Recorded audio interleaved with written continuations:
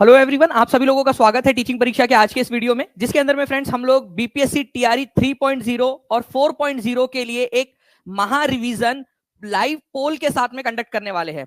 मैं आप लोगों को बता दूं फ्रेंड्स, आज का पूरा सेशन आप लोगों ने देखना है और पोल के साथ में आप लोगों ने अटेम्प्ट करना है, ताकि आप लोग ये अंदाजा लगा सके कि कितना आप लोग स्कोर कर रहे हो। कमेंट में आप लोग ये भी बताइएगा कि आप लोगों का स्कोर कितना आया है, ताकि आप ये जांच सके कि कितना आप लोग बाकी लोगों के मुकाबले में आप लोग कितना और कहां स्टैंड कर रहे हो। तो चलिए जल्दी से हम लोग स्टार्ट करते हैं। पूरा सेशन अच्छे से देखिएगा। जितने भी लोग यहाँ पर में जुड़े हुए हैं, जल्दी जल्दी से फ्रेंड एक बार सेशन को जहां भी शेयर कर सकते हो जल्दी से शेयर कर दीजिए, ताकि एक बड़े कंपटीशन के अंदर में आप लोग अपने आप को जांच सके कि आप लोगों ने कहां पर में स्टैंड किया है। और जिन लोगों ने भी अब तक टीचिंग परीक्षा चैनल को सब्सक्राइब नहीं किया, चैनल को सब्सक्राइब जरूर कर लेंगे। ओके, और एक बहुत ही सुंदर सा कोट फ्रेंड्स आप लोगों के लिए यहाँ पर में। सबसे पहले, there are no secret to success.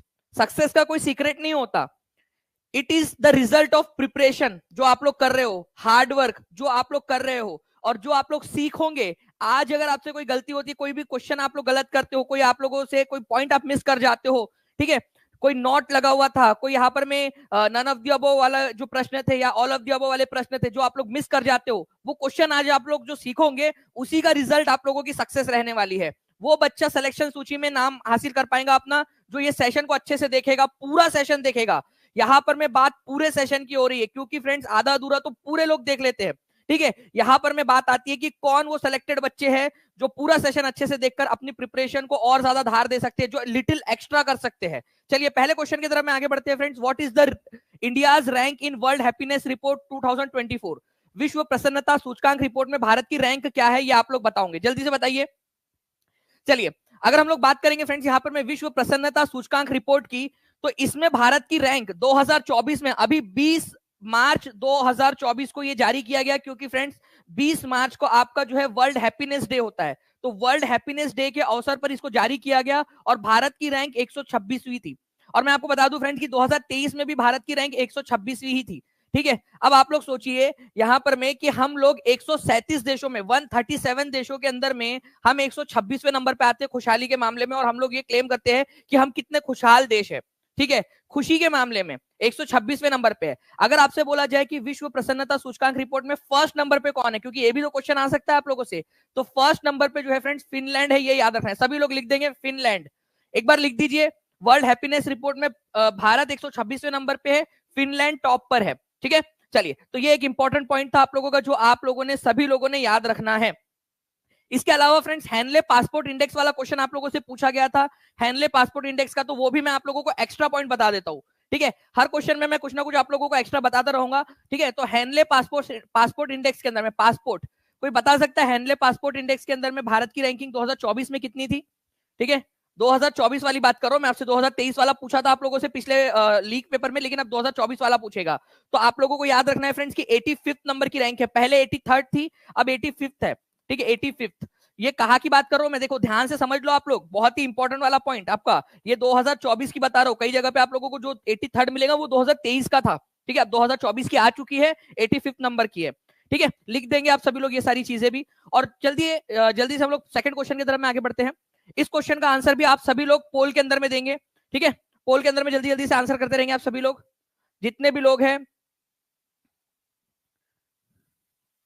चलिए बहुत बढ़िया फ्रेंड्स, आप सभी लोगों का आंसर आ गया, और मैं जैसे कि देख पा रहा हूं 2500 बच्चे हमारे साथ में यहाँ पर में जुड़ चुके हैं फ्रेंड्स, और 2000 के करीब करीब लाइक हो चुके हैं हमारे इस सेशन के ऊपर में। तो आप सभी लोगों का बहुत बहुत धन्यवाद दिल से, ठीक है, इतना ज्यादा प्यार देने के लिए। और आज जो है फ्रेंड्स बिल्कुल तूफानी तरीके से हम लोग इस सेशन को कंडक्ट करने वाले हैं। तो यहाँ पर मैं order of the Duke Gyalpo पुरस्कार किस देश का नागरिक सम्मान है, और किसको, हमारे भारत से किसको मिला है हाल फिलहाल में ये सम्मान।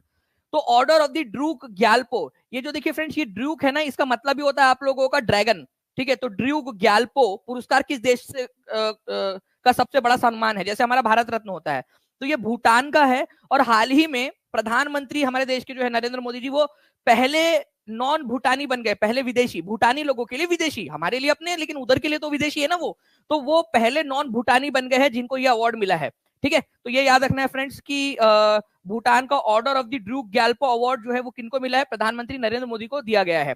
अच्छा, एक और चीज है फ्रेंड्स जो आप लोगों को बताना चाहूंगा मैं, बहुत इंपॉर्टेंट है, प्लीज इसको ध्यान से देखिए आप लोग। भूटान के किंग का नाम क्या है, भूटान के जो राजा है उनका नाम आपसे पूछा जा सकता है, तो जिग्मे खेसर नामग्याल, ठीक है, ये याद रखना आप लोगों ने, जिग्मे खेसर नामग्याल वांगचुक उनका पूरा नाम है, ठीक है। तो जिग्मे खेसर नामग्याल वांगचुक। ओके, तो ये भी एक इंपॉर्टेंट पॉइंट है। भूटान के राजा का नाम क्या है, क्योंकि उन्होंने ही दिया ये अवार्ड, तो ये है यहां पर में। ओके, जिग्मे खेसर नामग्याल वांगचुक इनका नाम है। तो एक बार एक दो बार अगर आप लोग देखोगे ना इनका नाम, तो आपको याद हो जाएगा। ऑप्शन से भी आप लोग एलिमिनेट कर पाओगे आराम से, कोई ऐसी दिक्कत वाली बात नहीं है। अब देखिए फ्रेंड्स, ये क्वेश्चन का आंसर आप लोग हर कोई बच्चा जो है जल्दी से कमेंट के अंदर में करेगा। और मैं यहाँ पर मैं चाहूंगा कि आप सभी जितने भी बच्चे हैं, ठीक है, इसका आंसर जरूर करें।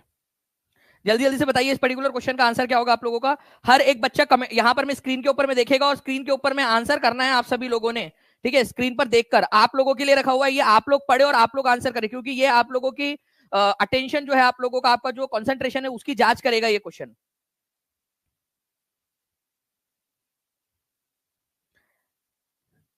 चलिए बहुत बढ़िया फ्रेंड्स, यहाँ पर में कंटिन्यूअसली आप लोगों के आंसर्स आ रहे हैं, और आप लोग पोल में भी आंसर कर रहे हो यहाँ पर में, ठीक है। आपका क्लास लेना है सर, कैसे ले सकते हैं, मैं बताता हूँ। पावर एजुकेशन जी आपको इस क्वेश्चन कर लेते हैं हम लोग, उसके बाद में बताता हूँ आपको। निम्नलिखित में से कौन सी पुस्तक सुभाष चंद्र बोस के द्वारा नहीं लिखी गई है, ये क्वेश्चन आप लोगों का था, ठीक है। तो यहाँ पर में जो है फ्रेंड्स, आंसर आप लोगों का क्या हो जाएगा, यहाँ पर में आंसर हो जाएगा आप लोगों का जो है मोर than one of the above. कितने लोगों ने डी आंसर लगाया था ये बता देंगे मुझे, कैसे। Poverty and un British rule in India, ये पुस्तक जो है फ्रेंड्स आपको पता होना चाहिए दादा भाई नौरोजी के द्वारा लिखी गई है, ठीक है।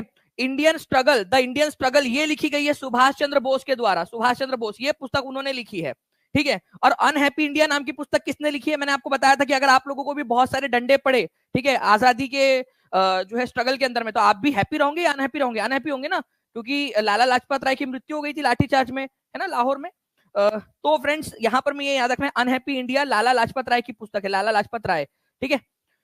तो ये दो पुस्तकें ऐसी है जो नहीं है, क्योंकि यहां पर मैं नहीं वाला सवाल पूछा गया था आप लोगों से, कौन सा वाला नहीं है, ठीक है, कौन सा नहीं है ये पूछा गया था। तो आंसर इसका ऑप्शन नंबर डी हो जाएगा, ठीक है, ये याद रखना है आप लोगों ने। और चैट रेट आपको पता है कितने का चल रहा है फ्रेंड्स, ठीक है, हाईएस्ट एवर 2776 का चैट रेट चल रहा है, मतलब 2776, ठीक है, पर सेकंड की स्पीड से आप लोग यहाँ पर में जो है फ्रेंड्स चैट को यहाँ पर में एकदम स्पीड से आप लोग डाल रहे हो, तो बहुत बढ़िया।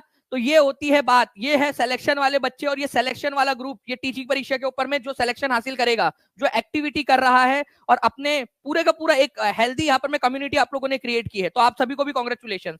तो आंसर ऑप्शन नंबर डी होगा, याद रखेंगे आप सभी लोग। कितने लोगों का सही हुआ था हाथ ऊपर करके जल्दी से बता देंगे। नोट आप लोगों ने देखना है, ठीक है, एग्जाम में पूछा जा सकता है आप लोगों से। चलिए D is the correct answer. बाकी जो है फ्रेंड्स, अगर आप लोगों से पूछ लिया जाए आनंद मठ किसकी है, आनंद मठ कई बार पूछा जाता है आप लोगों से, बंकिम चंद्र चटर्जी की पुस्तक है ये, ठीक है। अच्छा, ये क्वेश्चन भी आप लोगों से पूछ सकते हैं फ्रेंड्स कि आनंद मठ जो है वो कौन से रिबेलियन के ऊपर में आधारित थी। आनंद मठ कौन से रिबेलियन के ऊपर में आधारित थी, तो सन्यासी विद्रोह के ऊपर में आधारित थी, ये याद रखना है फ्रेंड्स आप लोगों ने। ये क्वेश्चन आया था एग्जाम के अंदर में, सन्यासी, ठीक है, सन्यासी रिबेलियन, ठीक है, रिबेलियन के ऊपर में, रिबेलियन के ऊपर में आधारित थी, ये याद रखेंगे आप सभी लोग, सन्यासी विद्रोह के ऊपर में। हम लोगों ने इसके बारे में पूरा पढ़ा हुआ भी है फ्रेंड्स आप लोगों का, आप लोग देख सकते हो आपकी क्लासेस के अंदर में, ठीक है, पूरा पढ़ा हुआ है आपका। और ये पहले ही मिनट के अंदर में जो 100 क्वेश्चन आपको करवाया था उसमें था आपका। Next question, Indira Gandhi canal जो है आप लोगों का, ये थार डेजर्ट को इरिगेट करती है। थार डेजर्ट कहां पर में आपका, आप लोगों को पता है फ्रेंड, थार डेजर्ट जो है राजस्थान, आप लोगों को राजस्थान गुजरात वाले साइड के अंदर में मिलेगा, पाकिस्तान और इंडिया की जो बॉर्डर है वहां पर में, ठीक है। तो आप लोगों ने ये बताना है कि इंदिरा गांधी कैनल निकलती कहां से है। ये बहुत ही इंपॉर्टेंट क्वेश्चन है। अभी आपका जो लीक वाला पेपर था उसके अंदर में आया था कि भारत की सबसे बड़ी कैनल कौन सी है, भारत की सबसे बड़ी जो है आपकी जो नहर है वो कौन सी है, ये आप लोगों को बताना था। तो आप लोग चलिए जल्दी जल्दी से इस पर्टिकुलर क्वेश्चन का आंसर कर देंगे। जैसे कि मैं देख पा रहा हूं फ्रेंड्स कि जैसे ही पोल दिया गया वहां पर में 1400 से ज्यादा लोगों ने, 1500 अब हो चुके, 1600 हो चुके लोगों ने यहाँ पर में पोल में भी आंसर कर दिया है, और सी आंसर कर रहे हैं, मतलब आप लोग पढ़ के आए। 1800 से ज्यादा लोगों ने पोल में आंसर कर दिया है फ्रेंड्स 30 सेकंड के अंदर अंदर में, ठीक है। तो वेरी गुड, और बहुत ही हेल्दी आप लोग यहाँ पर में कंपटीशन बढ़िया तरीके से कर रहे हो। तो आंसर हो जाएगा हरी के बराज। हरी के बराज कहां पर में है, ये पंजाब के अंदर में है। पहली बात तो ये क्वेश्चन एक बन सकता है आप लोगों का, 1 नंबर का नोट डाउन करो, 1 नंबर का क्वेश्चन की कहां पर में है, ये पंजाब के अंदर में है। अच्छा, ये पंजाब के अंदर में कहां है, तो ये कौन सी 2 नदियों का संगम होता है, कोई बता सकता है मुझे, क्योंकि एक बहुत ही इंपॉर्टेंट वाला क्वेश्चन आपका बनेगा, कौन से 2 नदियों के संगम पर बनता है ये हरी के बराज, ठीक है। तो ये 2 नदियां है आप लोगों की, ब्यास और सतलज नदी, ठीक है। ये याद रखना है आप लोगों ने फ्रेंड्स कि ब्यास नदी जब सतलज नदी में जहां पर में आकर मिलती है, उस जगह पे बनाया गया हरी के बराज, और वहीं से एक नहर निकाली गई है, ठीक है, यहाँ पर मैं आप लोग देख सकते हो एक नहर वहीं से निकाली गई है यहाँ पर में, जो कि राजस्थान में थार डेजर्ट तक जाती है और यहाँ पर में जो सूखे इलाके वहां पर में खेतों को पानी मुहैया करवाती है। ये जो आपकी इंदिरा गांधी कैनल है, ये इंडिया की सबसे लॉन्गेस्ट कैनल है। ये आपका लीक पेपर में आया था और ये ऑलरेडी मैं आप लोगों को फ्रेंड्स क्लास में करवा चुका हूँ। ठीक है, आप लोगों को ऑलरेडी मैंने ये करवाया हुआ था हरी के बराज वाला सपनों वाली क्लास के अंदर में, आपको पेड क्लास में। ठीक है, इंदिरा गांधी कैनल जो है वो सबसे बड़ी कैनल है हमारे इंडिया की। ठीक है, ये याद रखना है आप सभी लोगों ने, इंपॉर्टेंट है। इसको पहले राजस्थान कैनल के नाम से भी जाना जाता था, फिर बाद में इंदिरा गांधी की हत्या के बाद इसका नाम इंदिरा गांधी कैनल कर दिया गया। तो हरी के बराज कौन सी दो नदियों के संगम से निकलती है? ठीक है, हरी के बराज कहां पर में दो नदियों के संगम पर बनता है, वो दो नदियों का नाम लिख देंगे आप लोग। ठीक है, 3300 से ज्यादा बच्चे यहाँ पर मैं देख रहे हैं फ्रेंड, 10 मिनट के अंदर अंदर में 2500 के करीब लाइक हो चुके हैं। जल्दी से सेशन को लाइक भी करते रहेंगे फ्रेंड। जिन्होंने टीचिंग परीक्षा चैनल को सब्सक्राइब नहीं किया, चैनल को सब्सक्राइब जरूर कर देंगे। ठीक है, ताकि आप लोगों को आगे में भी ऐसे ही वीडियोस जो है मिलते रहे। अब मैं एक आप लोगों के बहुत इंपॉर्टेंट वाली घोषणा करना चाहता हूं कि जितने भी बच्चे हैं फ्रेंड्स जो आप लोग टीचिंग परीक्षा के साथ में जुड़ना चाहते हैं, वो ईद 2024, ठीक है, इस कूपन कोड का इस्तेमाल कर सकते हैं, जिसमें आप लोगों को आज फ्लैट 50% ऑफ मिल जाएगा। फ्लैट 50% ऑफ आप लोगों को मिल जाएगा फ्रेंड्स। तो आज आप लोग जो है टीचिंग परीक्षा के ऐप पर चले जाइए, ठीक है, इस लेक्चर के बाद में, और आप लोग कोई भी कोर्स जो है वो आप लोग यहाँ पर में एक्सेस कर सकते हो टीचिंग परीक्षा के कोर्स के ऊपर में। यहाँ पर मैं जैसे कि देख पा रहा हूँ कि आई थिंक ये अटक गया है, जस्ट अ सेकेंड, एक बार टीम से मैं रिक्वेस्ट करूंगा कि जल्दी से इसको करेक्ट कर दे। ओके, तो आई होप फ्रेंड्स कि अब आप लोगों को यहाँ पर में जो है स्ट्रीमिंग बराबर से आ रही होगी। ठीक है, तो होपफुली अब आवाज भी आ रही होंगी और स्ट्रीमिंग भी आ रही होंगी। एक बार प्लीज बता दीजिएगा अगर आप लोगों को आवाज और वीडियो जो है वो बराबर से आ रहा है आप सभी लोगों को। चलिए, ओके, तो मुझे बताया गया कि यहाँ पर फ्रेंड्स सब कुछ बराबर से आ रहा है। तो मैं आप लोगों से बता रहा था कि आप सभी लोग, जितने भी लोग हैं, ईद 2024 जो है वो आप लोगों को कूपन कोड जो है फ्रेंड्स ऐप के ऊपर में मिल जाएगा। आप लोग जो है यहाँ से फ्लैट 50% ऑफ ले सकते हो। और साथ ही साथ मैं आपको बता दूं, अगर आप लोगों को कोई दिक्कत हो रही है, कोई आपको जानकारी चाहिए, तो आप लोग 9697884444 इस नंबर पे, या फिर जो है आप लोगों का फ्रेंड्स 7611101101 इस नंबर पे कॉल या व्हाट्सएप कर दीजिए। कॉल कर लीजिए, अगर कॉल नहीं लगता है तो आप व्हाट्सएप भी करके रख सकते हो फ्रेंड्स। टीम आपसे जो है रीच आउट कर लेंगे और आपकी पूरी मदद करेंगी। ठीक है, तो आज आप लोग इसका जो है फ्रेंड्स फायदा उठा सकते हो। जो भी एक प्रीमियम कंटेंट है आप लोगों का, जिसमें से आपका पेपर बना था, ठीक है, आप लोगों का जो लीक पेपर हुआ, उसमें भी आप लोग देख सकते हो, मैंने प्रूफ के साथ में दिखाया, तो आप लोग उसका फायदा उठा सकते हो। ठीक है, चलिए, तो ई 2024 आप इस कोड को लगा सकते हो आज। चलिए आगे बढ़ते हैं फ्रेंड्स। बिहार में 1857 की क्रांति के नेता बाबू कुंवर सिंह का देहांत कब हुआ था? अब ये क्वेश्चन जो है फ्रेंड्स काफी ज्यादा अभी एग्जामिनर जो है वो पूछ रहा है, इससे रिलेटेड क्वेश्चन आप लोगों से, तो इसके लिए भी आप लोग तैयार रहिए। When did Kunwar Singh, leader of revolt of 1857 in Bihar, breathe his last? अपनी अंतिम सांस ली उन्होंने। तो बिहार से जो है फ्रेंड्स आपको याद रखना है कि ये जगदीशपुर जो है वहां के ये तालुकदार थे। ठीक है, जगदीशपुर के, जगदीशपुर, ओके, ये याद रखना है आप सभी लोगों ने।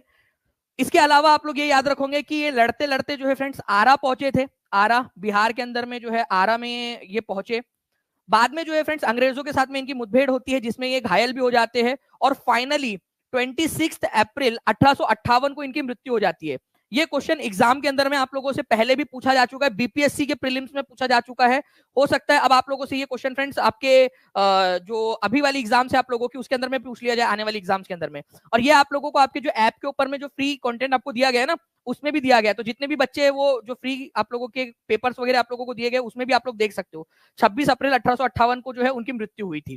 ठीक है, चलिए नाउ फ्रेंड नेक्स्ट क्वेश्चन की तरफ में आगे बढ़ते हैं हम लोग। यहाँ पर मैं आप लोगों को इस क्वेश्चन का आंसर करना है। आप लोगों ने पूर्व से पश्चिम तक केंद्रीय हाईलैंड्स की दी गई विशेषताओं का सही क्रम क्या है?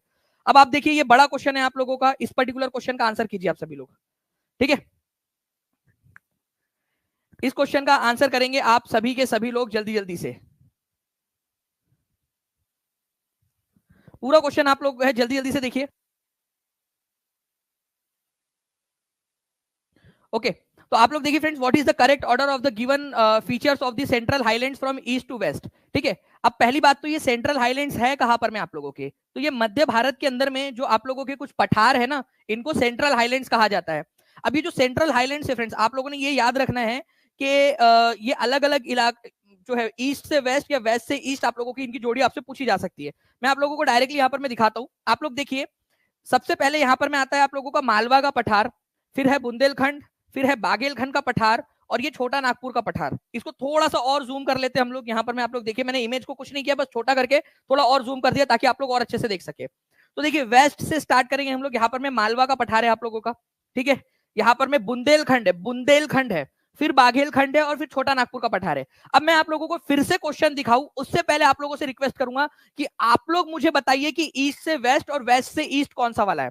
चलिए आप लोग बता दीजिए जल्दी जल्दी से, ईस्ट से वेस्ट की तरफ में कौन सा वाला है। आप लोग पूरा टाइप कर दीजिए। देखिए यहाँ पर मैं सी और बी टाइप करने से कुछ नहीं होगा आप लोगों का। आपको क्या करना है, आप लोगों को लिख लेना एक बार, ताकि आपके माइंड में वो न्यूरॉन्स बन जाए। जल्दी जल्दी से बता दीजिए। और 3500 से ज्यादा लोग जुड़ चुके हैं फ्रेंड्स, 2800 से ज्यादा यहाँ पर मैं आप लोगों ने लाइक कर दिया है। जल्दी जल्दी से लाइक एंड शेयर कर देंगे। 5000 से ज्यादा बच्चे हम लोगों को जोड़ना है। एक एक बच्चे ने भी अगर एक एक ग्रुप में भी शेयर कर दिया फ्रेंड्स, तो हम लोग बहुत ही आसानी से आप लोगों के लिए जो हमने टारगेट आज सेट किया है वो हम लोग जो है क्रॉस कर जाएंगे। तो सभी लोग एक एक बच्चा अपनी जिम्मेदारी समझते हुए यहाँ पर में, ठीक है, एक एक ग्रुप के अंदर में जल्दी से सेशन को जो है वो शेयर कर देगा। देखिए अगर मैं बात करूं यहाँ पर मैं फ्रेंड, तो छोटा नागपुर का पठार हो जाएगा आप लोगों का। उसके बाद में यहाँ पर मैं बाघेलखंड है, ये याद रखना है आप लोगों ने, बाघेलखंड है, ईस्ट से स्टार्ट कर रहे हैं, फिर बुंदेलखंड है, फिर मालवा है आपका सबसे वेस्ट में, है ना। तो क्वेश्चन के अंदर में क्या पूछा था आप लोगों से, पूर्व से पश्चिम तक पूछा था। अब बताइए अब क्या आंसर होगा आप लोगों का। अब यहाँ पर मैं आप लोग आंसर करने की कोशिश कीजिए। तो अगर मैं बात करूं सबसे पूर्व में, तो छोटा नागपुर का पठार है पूर्व में, फिर आप लोगों का बाघेलखंड है, बुंदेलखंड नहीं है, बाघेलखंड है आपका, फिर बुंदेलखंड और फिर मालवा है सबसे ज्यादा वेस्ट में। तो सी इज द करेक्ट आंसर। ऐसे आप लोगों ने इसको आंसर करना था, ठीक है। और मुझे उम्मीद है कि आप लोग बहुत ही आसानी से इस पर्टिकुलर क्वेश्चन को जो है वो आंसर कर पाए होंगे। ओके चलिए हम लोग जो है फ्रेंड जल्दी से नेक्स्ट क्वेश्चन की तरफ में हम लोग हमारे आगे बढ़ते हैं, ठीक है। सी इज द करेक्ट आंसर। और इसको याद रख लीजिए आप सभी लोग। मैं आपको बताना चाहूंगा यहाँ पर मैं मालवा जो पठार है, यहाँ पर मैं आप लोगों की अरावली पर्वत श्रृंखला आप लोगों को मिलेंगी, ठीक है। तो अरावली पर्वत श्रृंखला जो ये आपका सेंट्रल हाईलैंड है, इसकी वेस्टर्न बॉर्डर बनाती है, ठीक है, वेस्ट साइड की बॉर्डर बनाती है, वेस्ट, ठीक है, पूरब के पश्चिम की तरफ से यहाँ पर मैं बॉर्डर बनाती है। तो कभी ये भी आ सकता है कि मालवा का पठार या फिर आपका सेंट्रल हाईलैंड के पश्चिम में कौन सी पर्वत श्रृंखला है, तो यहाँ अरावली पर्वत श्रृंखला है, ये भी याद रख लेना है आप सभी लोगों ने। नाउ फ्रेंड नेक्स्ट क्वेश्चन आपका 7वें नंबर का, तो orbital period of geosynchronous satellite is, भू समकालिक उपग्रह, या फिर आप लोग इसको जो है काफी सारे अलग अलग, जियो स्टेशनरी भी आपको डायरेक्टली हिंदी में भी बोला जा सकता है, ठीक है। जियो सिंक्रोनस या जियो स्टेशनरी डायरेक्टली बोल सकते हैं आप लोगों का। जियो सिंक्रोनस का मतलब ही क्या होता है, जियो का मतलब होता है अर्थ, ठीक है, ओके अर्थ। और सिंक्रोनस का मतलब होता है कि भाई उसके साथ में सिंक हो चुका है, उसी के साथ साथ में घूम रहा है। ओके तो पृथ्वी के साथ साथ में घूम रहा है, तो ऑब्वियस ही बात है जैसे पृथ्वी घूमेगी 24 घंटे में, वो भी एक चक्कर लगाएगा, है ना, पृथ्वी के साथ साथ में ही चक्कर लगाएगा आप लोगों का। ये भी एक मैं एनिमेशन आप लोगों को दिखाता हूँ फ्रेंड्स, होपफुली आप लोग उसके मदद से जो है इस पर्टिकुलर क्वेश्चन को आप लोग समझ पाओगे ज्यादा बेहतर तरीके से। तो आंसर इसका जो है ये हो जाएगा आप लोगों का 24 घंटे में एक चक्कर लगाता है, क्योंकि नाम ही है इसका भू समकालिक उपग्रह। एक होता है सन सिंक्रोनस, कोई मुझे जब तक बता दीजिए सन सिंक्रोनस जो है वो कितना लगाता है चक्कर, सन सिंक्रोनस, ठीक है। तो आप लोग देखिए ये जो आपका जियो स्टेशनरी सैटेलाइट है ना, आप लोग इसको समझ लीजिए ऐसे कि पृथ्वी के साथ साथ में एक ही पॉइंट पर वो फोकस कर रहा होता है, ठीक है, और पृथ्वी के साथ साथ में ही घूमता है इस तरीके से। तो जितना समय पृथ्वी को घूमने में लग रहा है उतना ही समय उसको भी लगता है, 24 घंटे, ठीक है। अच्छा सन सिंक्रोनस मैंने आप लोगों से पूछा था फ्रेंड्स, ठीक है। तो सन सिंक्रोनस को जो है उसकी हाइट कितनी होती है और जियो स्टेशनरी की हाइट कितनी होती है, एक बार सभी लोग लिख दीजिए, क्योंकि ये क्वेश्चन आपका लीक वाले पेपर में आया था। मैं चाहता हूं फ्रेंड्स कि अगर कहीं पे भी ये क्वेश्चन रिपीट होता है तो आप सभी के सभी लोग जो है इसका आंसर कर सके। यहां पर मैं आप लोग देखिए और आप लोग बताइए जल्दी से। आप चाहो तो मैं आप लोग थोड़ा सा जूम भी कर देता हूं इसको, जल्दी बताइए सन सिंक्रोनस और जियो सिंक्रोनस सैटेलाइट की हाइट कितनी कितनी है। तो जियो स्टेशनरी सैटेलाइट या जियो सिंक्रोनस जो सैटेलाइट आपका बोला जाता है, उसकी हाइट है आपकी 36,000 kilometre on an average, 36,000 kilometre, ठीक है। वही अगर हम लोग बात करेंगे सन सिंक्रोनस, ठीक है, इसकी हाइट 700 से 900 किलोमीटर ऊंचाई के ऊपर में होती है हाइट, ठीक है। ये 24 घंटे में एक चक्कर लगाता है। ये जो है फ्रेंड्स आप लोगों का जो है 14 ऑर्बिट जो है लगभग 14 ऑर्बिट जो है वो कंप्लीट करता है हमारे पृथ्वी के एक दिन के अंदर में, ठीक है। तो ये 2 पॉइंट है जो आप लोगों ने बहुत ही इंपॉर्टेंट है, याद रखने आप सभी लोगों ने, ठीक है। और इसी के ऊपर में बेस्ड एक क्वेश्चन आप लोगों से आया भी था। बताइए अब जब जल्दी से जियो स्टेशनरी ऑर्बिट जो है आप लोगों का, इसका आंसर क्या होगा, जियो स्टेशनरी ऑर्बिट जो है इसका आंसर क्या हो जाएगा, जल्दी जल्दी से सभी लोग आंसर कर देंगे, ठीक है। और बहुत बढ़िया फ्रेंड्स, आप लोगों के कमेंट्स के अंदर में भी आंसर्स आ रहे हैं, ऐसे ही आप सभी लोग आंसर करते रहिए। मैं आप लोगों की बढ़िया तरीके से प्रिपरेशन करवा दे रहा हूं जो आपका पेपर क्लियर कराएगा। ये एक एक क्वेश्चन ऐसे है जो चुने हुए क्वेश्चन है, जिस पर बेस्ड क्वेश्चन जब एग्जाम में आएंगे ना, तो आप लोग जो है अपने जो अपने सपने हैं, अपने घर वालों के सपने, वो पूरे करने वाले हो आप लोग। थोड़ी सी मेहनत करनी है बस आप लोगों ने। तो ये इस क्वेश्चन का आंसर जो है फ्रेंड्स उपरयुक्त में से कोई नहीं होगा। क्यों नहीं होगा? क्योंकि आपका डायरेक्टली दिया हुआ है एनसीईआरटी में कि 36,000 किलोमीटर होना चाहिए उसकी हाइट। यहां भी देख सकते हो आप लोग, दिया हुआ है 36,000 किलोमीटर की हाइट के ऊपर में होता है, जो भी इनसेट सीरीज के या फिर आपके वेदर सैटेलाइट होते हैं वो तो दिया ही नहीं ऑप्शन में, तो नन ऑफ दिया वो आंसर हो जाएगा आप लोगों का। सिंपल था ये, ठीक है। चलिए और भी क्वेश्चन है आप लोगों के, जैसे इसी के ऊपर में बेस्ड एक टीआरई 2 में क्वेश्चन पूछा गया था। आप लोग बताइए कि भू स्थिर उपग्रह कहाँ घूमता है, जियो स्टेशनरी सैटेलाइट, कितनी भी हाइट पे छोड़ दो इसको यहाँ पर में, ठीक है। अपन को क्या है, अपन को तो घूमने का ही है, ऐसा छोड़ के चला जाता है भाई, घूमना ही तो यार, कितने भी हाइट पे घूम लो करके, ऐसा बोलता है कि वो, या फिर इसको एक फिक्स्ड हाइट पे रखा जाता है, ऐसी हाइट पे रखा जाता है कि उसका मास कितना है उसके आधार पे, ज्यादा भारी है तो भाई भाई इतना मोटा हो गया हूं मैं, अब कितना ऊपर चलूंगा, ठीक है, ज्यादा ऊंचाई पे मत भेजो, ऐसा बोलता है वो। तो बताइए क्या होता है, भू स्थिर की बात हो रही है यहाँ पर में। तो देखिए ये एक कंसेप्चुअल क्वेश्चन था, फिर भी आप लोग आंसर कर पा रहे हो। यहाँ पर में बच्चे आंसर कर रहे हैं फ्रेंड, 4,000 बच्चे यहाँ पर में, और वो आंसर कर रहे हैं, ये बहुत अच्छी बात है। फिक्स्ड हाइट के ऊपर में आप लोग, चलिए अब अपने नॉलेज को और ज्यादा एक्सपांड करते हुए वो भी बता दीजिए कितनी फिक्स्ड हाइट है, ठीक है। ये बहुत अच्छी बात है, 70% के करीब करीब बच्चों ने सही आंसर दिया है, बहुत बहुत बढ़िया। तो आंसर ऑप्शन नंबर बी हो जाएगा, ये टीआरई 2 का ओरिजिनल क्वेश्चन है, ठीक है। अब आप लोग आंसर कर पाए, ठीक है, देख रहे हो आप लोग, ऐसे ही आप लोग ओरिजिनल एग्जाम में भी आंसर कर पाओगे। गौरवपूर्ण क्रांति किस देश में हुई थी? ग्लोरियस रिवॉल्यूशन, इसको ब्लडलेस रिवॉल्यूशन भी बोला जाता है, रक्तहीन क्रांति, क्योंकि इसमें एक बूंद भी खून का कतरा नहीं बहा और राजा चेंज हो गया। हुआ यूं था फ्रेंड्स कि 1688 में, 1688 के अंदर में जो राजा था जेम्स द सेकंड इंग्लैंड का, ठीक है, वो बड़ा ही क्रूर राजा था, ठीक है। अब वहां की जो पार्लियामेंट थी, वहां की जनता ने जिनको सपोर्ट किया हुआ था, वो चाहती थी कि राजा को चेंज किया जाए। तो जो पार्लियामेंट थी, उन्होंने दूसरे देश का जो राजा था, ठीक है, विलियम ऑफ ऑरेंज, उसको आमंत्रित किया कि आप आओ हमारे देश पर हमला करो और हमारे राजा को भगा दो, ठीक है। अब जो है फ्रेंड्स यहाँ पर में वो जो राजा जो विलियम ऑफ ऑरेंज था, वो जेम्स 2 का दामाद भी था, ठीक है, और जेम्स 2 बूढ़ा हो चुका था, उसको पता था कि वो जीत नहीं पाएगा। तो जैसे उसको खबर मिली कि विलियम ऑफ ऑरेंज आने वाला है, वो भाग गया, फ्रांस भाग गया वो, ठीक है। तो इस तरीके से ये गौरवपूर्ण क्रांति हुई थी, और विलियम ऑफ ऑरेंज जब आया तो उन्हें पार्लियामेंट को और ज्यादा पावर दिए। तो इंग्लैंड के अंदर में ये क्रांति हुई थी, ये याद रखना है। कब हुई थी और किस देश में हुई थी, ये दोनों ही क्वेश्चन मल्टीपल एग्जाम्स में पूछे जा चुके हैं, मल्टीपल टाइम्स, ठीक है। तो ए इज द करेक्ट आंसर। तो 1688 याद रखेंगे आप सभी लोग फ्रेंड्स, इसमें स्टार्ट हुआ था, इसी वजह से 1688 आप लोगों को आंसर लगाना है जब भी पेपर में आए। इंग्लैंड के अंदर में हुई थी, जिसके अंदर में जेम्स द सेकंड जो थे उनको चेंज करके जो विलियम ऑफ ऑरेंज थे उनको राजा बना दिया गया था, जो कि जेम्स सेकंड के दामाद भी थे। कभी कभी दामाद लोग ऐसा भी करते, तो दामाद ध्यान से चुनना आप लोग, ठीक है, पहले साइन उन करा लेना, देख भाई चेंज तो नहीं कराएंगे हमको, ठीक है। वैसे आप लोगों को टाइम है, लेकिन फिर भी पहले से तैयार रहो आप लोग।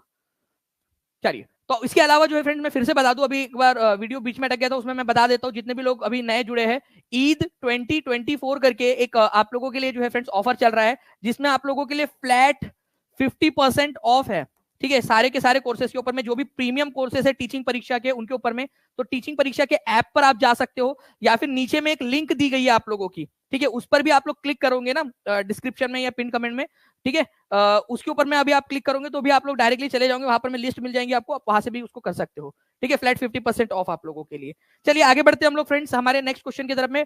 लॉन्ग वॉक टू फ्रीडम, ये किसकी ऑटोबायोग्राफी है? एनसीईआरटी के अंदर में 9th स्टैंडर्ड में ये दिया गया, एनसीईआरटी 9th स्टैंडर्ड के अंदर में, जल्दी से बताइए। लॉन्ग वॉक टू फ्रीडम, बहुत लंबा उनको सफर करना पड़ा है फ्रीडम के लिए, बहुत लंबा उन्होंने सफर किया है, जल्दी बता दीजिए इसका आंसर क्या होगा। तो ये आंसर जो है फ्रेंड्स आपका हो जाएगा नेल्सन मंडेला, नेल्सन मंडेला जी की ये है। नेल्सन मंडेला कहाँ के थे, वो भी आंसर कर दीजिए आप सभी लोग, कौन से देश के थे वो? साउथ अफ्रीका के, ठीक है। तो 27 साल से भी ज्यादा समय तक जो है फ्रेंड्स वो क्या रहे, जेल के अंदर में बंद रहे अपने अधिकारों के लिए। आप समझ लीजिए, आप रह सकते हो 27 साल तक जिंदगी के, कुछ लोग ऐसे होंगे जिनकी उम्र नहीं होंगी 27 साल अभी तक यहाँ पर में आप लोगों में से, ठीक है, या कुछ होंगे भी 31 साल के, तो 3 साल की जिंदगी बाहर और 27 साल जेल के अंदर में, तो आप सोच लीजिए। तो साउथ अफ्रीका के बाद में जाकर ये जो है राष्ट्रपति भी बने फ्रेंड्स, इनको शांति का नोबेल पुरस्कार भी सम्मानित किया गया, और भारत की तरफ से इनको भारत रत्न से भी सम्मानित किया गया था। केवल 2 व्यक्ति है, केवल 2 व्यक्ति है जिनको भारत रत्न से सम्मानित किया गया है, विदेशी व्यक्ति, ठीक है, विदेशी व्यक्ति, उनके नाम आप लोग बताएंगे मुझे जल्दी जल्दी से कौन कौन थे। 4100 से ज्यादा लोग यहाँ पर मैं देख रहे हैं, जल्दी से फ्रेंड्स सेशन को लाइक भी करते रहेंगे, शेयर भी करते रहेंगे आप सभी लोग, ताकि ऐसे ही एनर्जी के साथ में मैं आपको सारे क्वेश्चंस करवा सकूं। चलिए, नेल्सन मंडेला की बुक है, और इसके अलावा जो है फ्रेंड्स आपका पर्यावरण के लिए कौन सा खतरा नहीं है, ये आपका लीक पेपर में भी आया था, और इंपॉर्टेंट है, आगे में भी पूछे जाने की संभावना है, क्योंकि ये 2 बार आ चुका है ऑलरेडी क्वेश्चन। ये जल्दी जल्दी से बताएंगे आप सभी लोग। बहुत बढ़िया फ्रेंड्स, देखिए पर्यावरण के लिए कौन सा खतरा नहीं है, तो पर्यावरण के लिए खतरा नहीं है बोल रहा है ग्रोइंग प्लांट्स, प्लांट्स को बढ़ाना, जनसंख्या वृद्धि, फसल वृद्धि, कौन सा खतरा नहीं है। अब यहां पर मैं ध्यान देने वाली बात यह है कि हमने क्वेश्चन में चेंज कर दिया है ट्विस्ट, और बच्चे यहां पर में फंस गए। ठीक है, 50% बच्चे फंस गए यहां पर में। अरे कौन सा खतरा नहीं है बोला है, खतरा जब पेपर लीक हुआ था उसमें पूछा था कौन सा खतरा है, अब हमने यहां बोल दिया खतरा नहीं है। फसल वृद्धि कौन सा खतरा है भाई, खतरा नहीं है ये। ठीक है, ये भी खतरा नहीं है, तो आंसर डी होगा। यहां हमने चेंज कर दिया, थोड़ा सा चेंज कर दिया, यहां पर मैं आपको जो है आपके साथ में खेला हो गया। ठीक है, और इसी वजह से मैं आपसे कह रहा हूं कि ये सेशन को पूरा देखो, आपका माइंड खुलेगा, आप लोगों के माइंड को आदत होगी इस तरह के क्वेश्चन को हैंडल करने की। जब यहां नॉट बोल दिया गया तो आंसर चेंज हो गया, जब वो लीक पेपर था उसमें आंसर बी था, क्योंकि उसमें नॉट नहीं था, हमने यहां नॉट लगा दिया, आंसर हो गया आपका ऑप्शन नंबर डी। तो 50% लोग जो है वहां गलती कर गए आंसर आते हुए भी। तो ऐसा जो है फ्रेंड्स एग्जाम के अंदर में आप लोगों ने नहीं करना है ऐसी गलती छोटी छोटी सी, इसी वजह से आप लोग ध्यान से इस लेक्चर को देखिए। 10 में से 10 कितने लोगों के आंसर कितने लोगों के सही हुए, 10 में से 9, 10 में से 8, जल्दी से वो भी कमेंट करके बता देंगे आप लोग। मैं गलती कर दी सर, एग्जाम में नहीं करूंगी अब। चलिए बहुत बढ़िया, ये एक्सेप्ट करने में भी बहुत बड़ी बात लगती है। ठीक है, चलिए नाउ फ्रेंड्स, ऊर्जा का गैर परंपरागत स्रोत है, बताइए जल्दी से कौन सा गैर परंपरागत नॉन कन्वेंशनल सोर्स है। नॉन कन्वेंशनल, कन्वेंशनल का मतलब क्या होता है, परंपरागत जो आप लंबे समय से इस्तेमाल करते आ रहे हो। ठीक है, तो कौन सा वाला गैर परंपरागत स्रोत है। ठीक है, तो नॉन कन्वेंशनल हो जाएगा आपका जो लंबे समय से इस्तेमाल नहीं कर रहे हो आप लोग। ठीक है, तो कौन सा वाला है आप लोगों का गैर परंपरागत स्रोत। ठीक है, natural gas, hydel power, coal, D, none more than one of the above, none of the above. ठीक है, जल्दी से बता देंगे आप सभी लोग इस पर्टिकुलर क्वेश्चन का आंसर।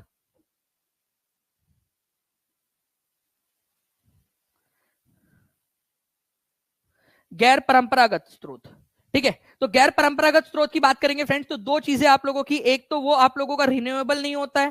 ठीक है, रिन्यूएबल होता है आप लोगों का, नवीकरणीय होता है, और दूसरा लंबे समय से इस्तेमाल किया जा रहा होता है। दोनों में से एक भी कसौटी पे खड़ा हो जाए तो आप लोग उसको जो है आप लोग गैर परंपरागत बोल सकते हो, अगर वो नवीकरणीय है। ठीक है, और लंबे समय से इस्तेमाल नहीं हो रहा है। अगर आप देखोगे नेचुरल गैस ये नवीकरणीय नहीं है, नवीकरणीय नहीं है ये आप लोगों का।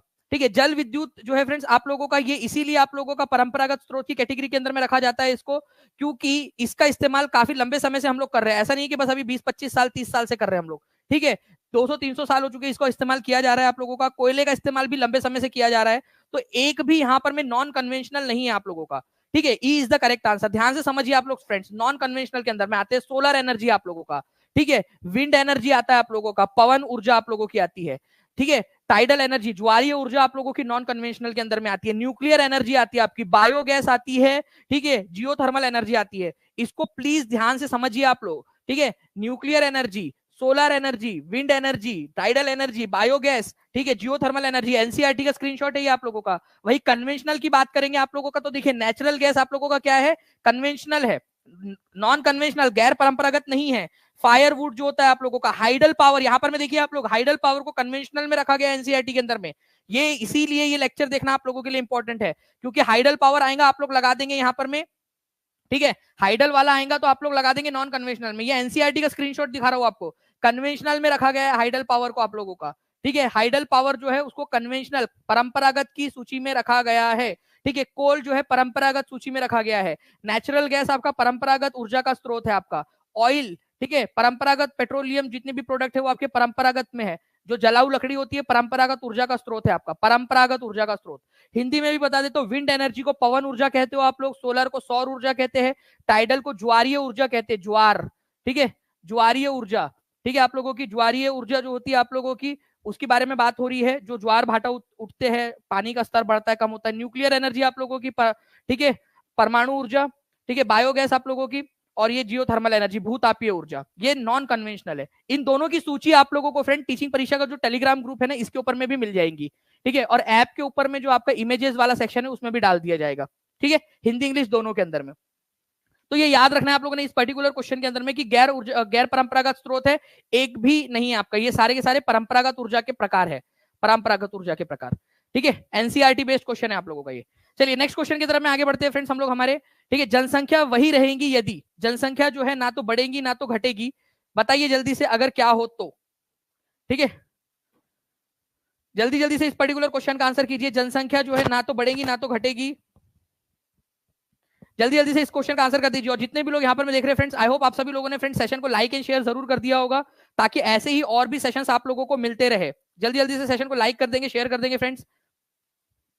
तो जनसंख्या वही रहेगी। अगर बर्थ रेट जो है वो ज्यादा हो जाए, भाई बर्थ रेट ज्यादा रहे तो जनसंख्या बढ़ जाएगी। दैट रेट बढ़ जाए तो जनसंख्या कम हो जाएंगी। दैट और बर्थ रेट अगर सेम रहे तो जनसंख्या वही रहेंगी। जितने लोग पैदा हो रहे हैं उतने लोग मर रहे हैं। ठीक है, तो आंसर जो है आप लोगों को ऑप्शन नंबर सी हो जाएगा यहाँ पर में, इस पर्टिकुलर क्वेश्चन के अंदर में।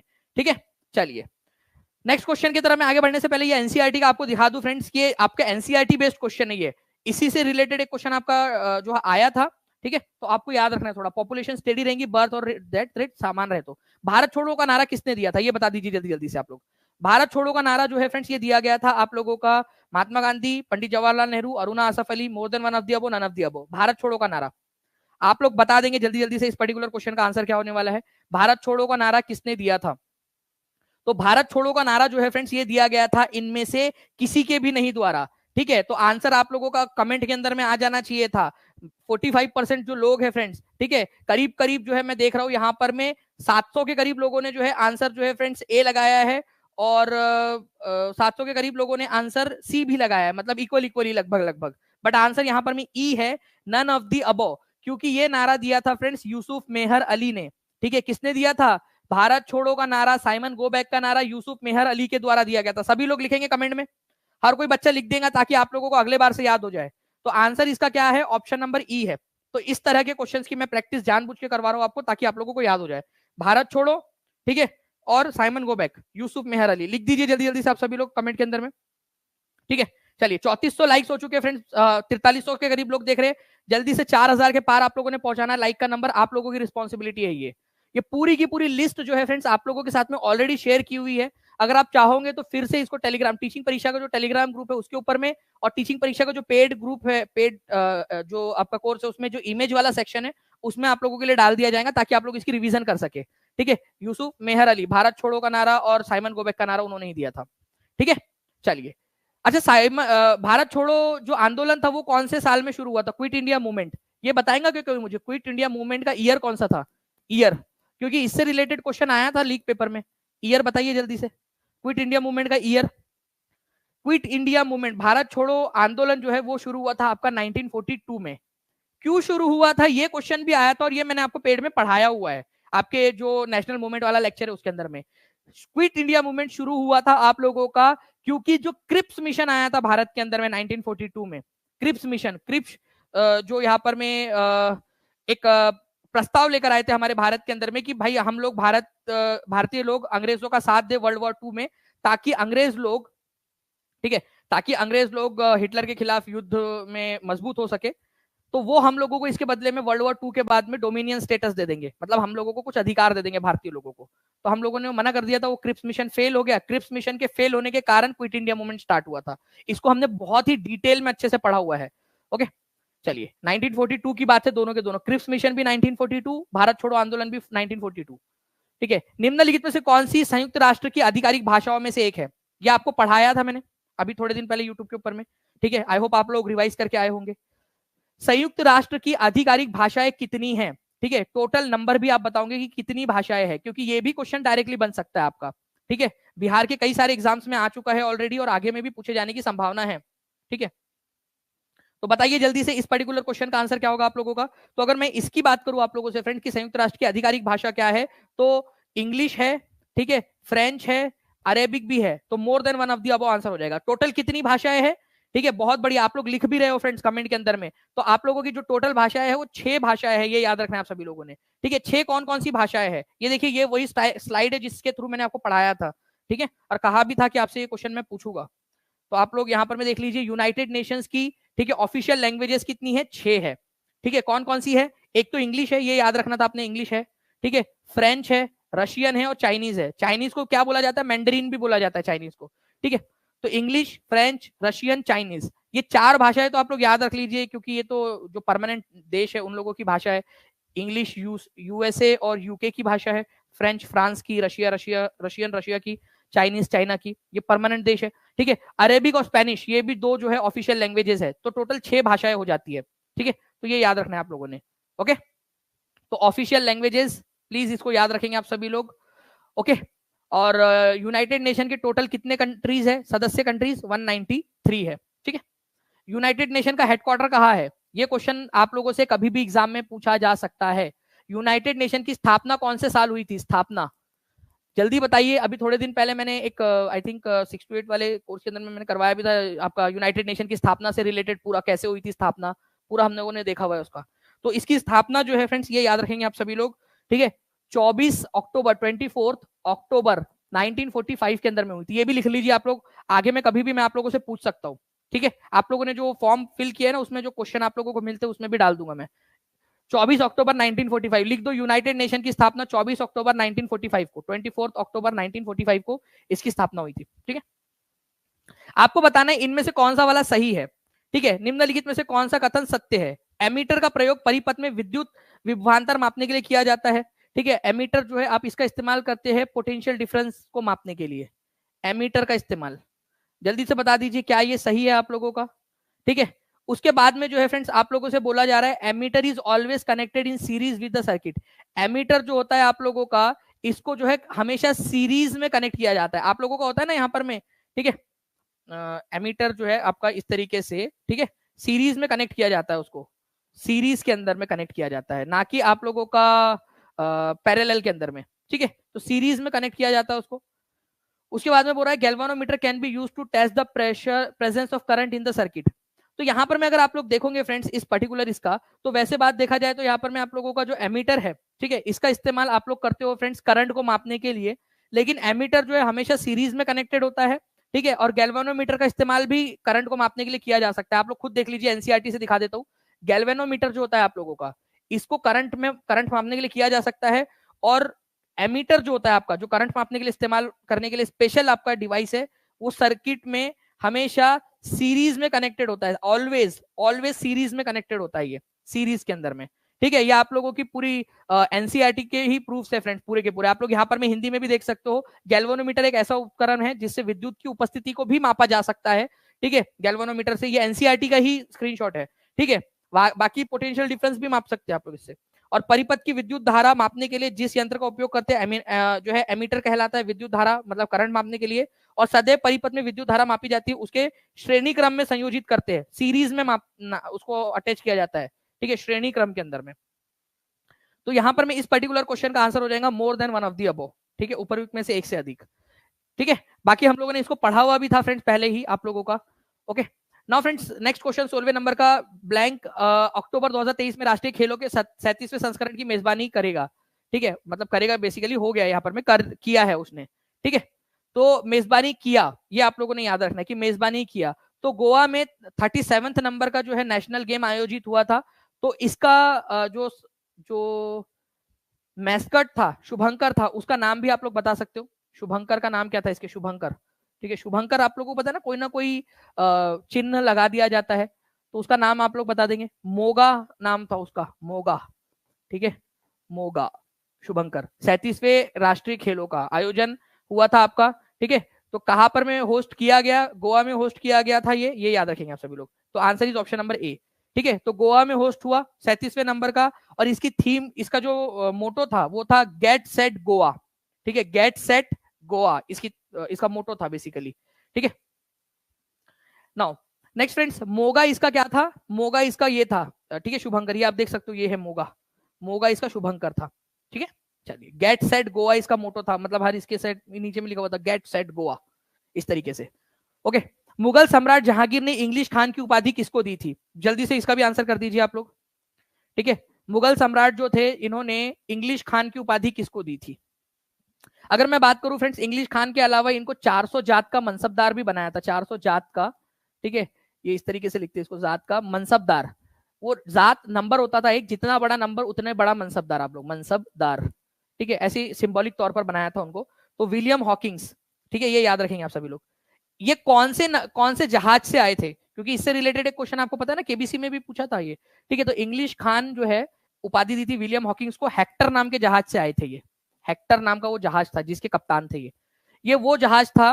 ठीक है, जो अंग्रेजों की तरफ से, ब्रिटिशर्स की तरफ से भारत आने वाला पहला व्यापारिक जहाज था। ठीक है, और ये व्यापार की परमिशन लेने के लिए जहांगीर के दरबार में गए और मस्त पैकी तुर्की भाषा में बात की उनसे।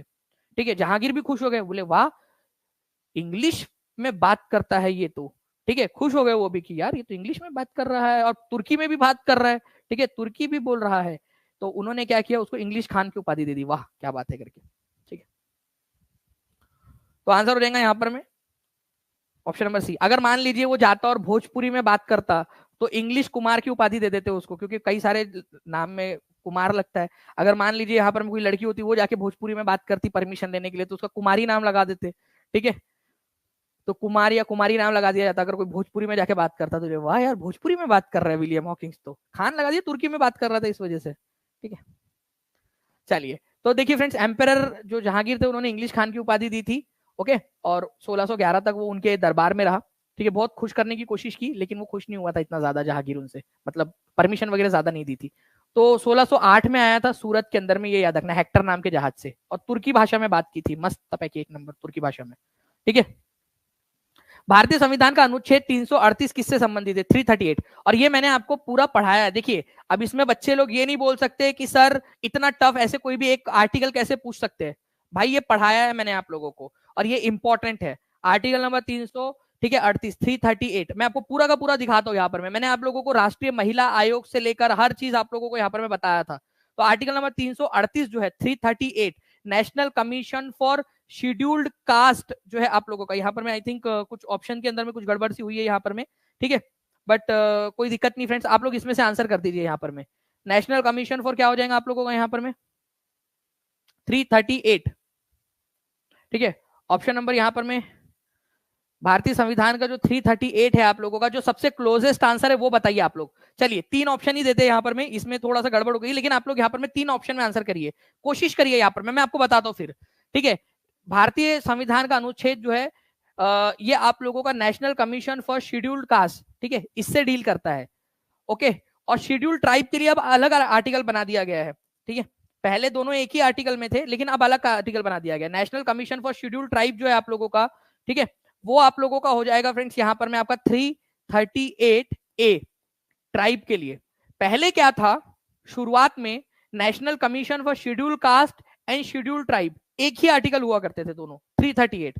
फिर बाद में क्या किया गया आप लोगों का, national commission for scheduled caste को और शेड्यूल्ड ट्राइब को अलग अलग कर दिया गया। National commission for scheduled tribe जो है ना आप लोगों का 2004 के अंदर में अलग इसका आर्टिकल बना दिया गया 338, जैसे मैंने आपको दिखाया भी था आई थिंक यहाँ पर मैं, आप लोग देख सकते हो। ठीक है, 89 कॉन्स्टिट्यूशनल अमेंडमेंट एक्ट 2003 के जरिए, जो कि 2004 में लागू हुआ आप लोगों का, ठीक है, उसके जरिए 338 बना दिया गया आपका national commission for scheduled tribe.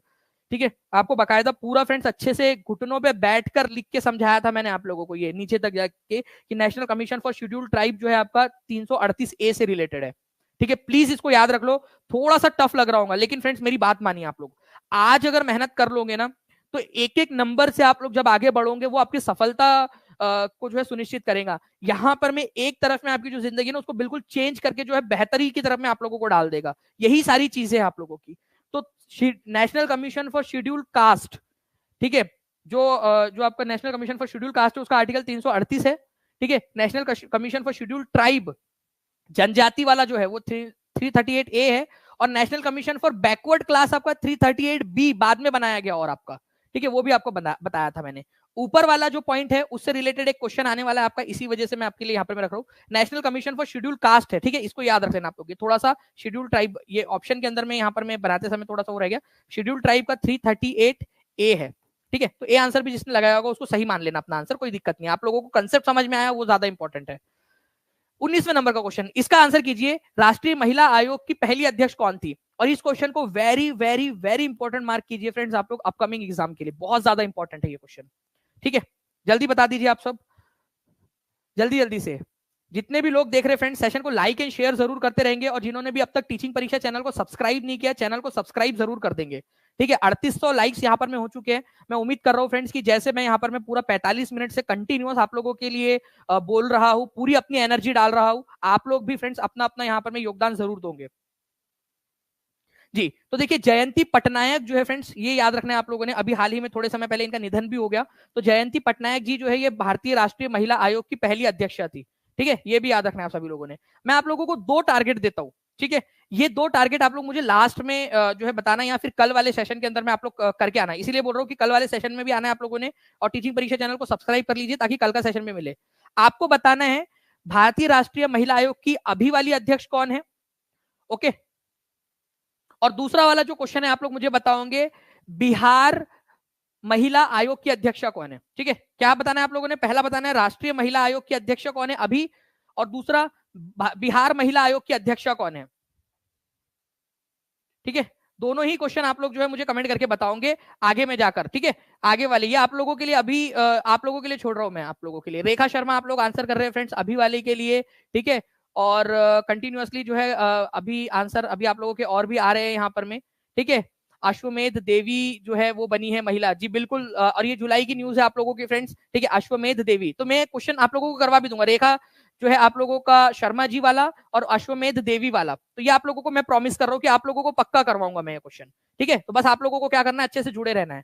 तो जयंती पटनायक जी है, ए इज द करेक्ट आंसर। और यहाँ पर मैं आप देख सकते हो ये भी करवाया था, नेशनल कमीशन फॉर वुमेन कब बना था ये, ठीक है। राष्ट्रीय महिला आयोग 1992 में बना था आपका। इसका कानून कब बना था ये बता दीजिए आप लोग। National commission for women's act, NCW act कब बना था ये आप लोग कमेंट में आंसर करिए। मैं देखना चाहता हूँ कि कितने लोग आंसर करते हैं यहाँ पर में। National commission for women act, जल्दी जल्दी से बताइए आप सभी लोग। National commission for women act जो है आप लोगों का, national commission for women act कब बना था, 1990 में बना था आप लोगों का। और इसकी स्थापना जो हुई थी, आयोग की स्थापना एक्चुअल में 1992 में हुई, ठीक है, 2 साल। अरे भाई ऐसा थोड़ी ना है कि आप लोग जब लड़की देखने जाते हो उसी दिन शादी करते, मम्मी मम्मी ने मेरे को लड़की बहुत पसंद आ गया, अभी कर दो शादी मेरी, ऐसा थोड़ी करते हो आप लोग, ठीक है। मम्मी बोलेंगे रुक जा बेटा सबर कर थोड़ा, ठीक है, बात करते थोड़ा, उनकी भी हाँ वगैरह जान लेते हैं, ठीक है। रिश्ता उश्ता पंडित जी को बुलाएंगे, मुहूर्त उहूर्त निकालेंगे, फिर करेंगे। तो एक्ट बना, ठीक है। उसके 2 साल बाद जो है यहाँ पर में उसकी स्थापना हुई। पहली अध्यक्ष थी जयंती पटनायक जी, और अभी वाली है Rekha Sharma. Now friend next question, 20वें नंबर का, निम्नलिखित में से कौन सा क्रम प्राचीन काल से ही भारत में यूरोपीय व्यापारी कंपनियों का आगमन का सही क्रम है। आपको बताना है फ्रेंड्स कि यूरोपीय कंपनियों के आगमन का सही क्रम क्या है, यूरोपियन ट्रेडिंग कंपनीज का सही क्रम बताना है आप लोगों ने, ठीक है, सही क्रम। मैंने एक ट्रिक बताया था आप लोगों को, एक अगर आप लोगों में से किसी को याद आ रहा है वो एक मैंने एक एक्रोनिम आप लोगों को बताया था, वो अगर आपको याद है, ठीक है, PDEDF, ठीक है, PDEDF, ओके। तो PDEDF के अंदर में यहां पर मैं आप लोगों को हो जाएगा पोर्तुगीज, सबसे पहले पोर्तुगीज, ठीक है। फिर आए थे डच लोग, डच बोल के बताओ आप लोग, डच नहीं बोला, डच, इंग्लिश में डच बोलते हैं इसको, और हम लोग हिंदी में डच लिख देते हैं, लेकिन वो एक्चुअली उसका प्रोनाउंसिएशन डच है, डच। नेदरलैंड या होलैंड के निवासी, इंग्लैंड के लोग, या जिसको ब्रिटिश भी बोल सकते हो, इंग्लिश लोग आए थे, ठीक है। फिर डेनमार्क के लोग आए थे, डेनिश। अब ये मैं नहीं आया था, नहीं तो बोलेंगे सर आप आए थे क्या यहाँ पर 1616 के अंदर में, ठीक है। भाई मैं नहीं आया था, मैं यहीं पे था, मतलब यहीं से था मैं, ठीक है, उससे भी पहले से, ठीक है। ये डेनिश मतलब डेनमार्क के लोग है, डेनमार्क, ठीक है। नाम की स्पेलिंग इन लोगों ने मेरी चुरा ली, ओके। और फिर लास्ट में आए थे फ्रेंच लोग, ठीक है। ये डेनिश है और मेरा नाम दानिश है, ओके। तो ये डेनिश डेनमार्क के लोग थे। तो PDEDF ये इसका सही क्रम है आपका, PDEDF, ठीक है।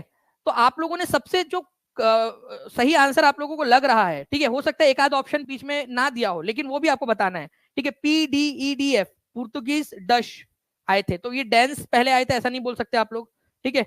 उसके बाद में पुर्तगीज आए थे सबसे पहले, तो ये भी आंसर नहीं हो सकता, ये भी नहीं हो सकता आप लोगों का।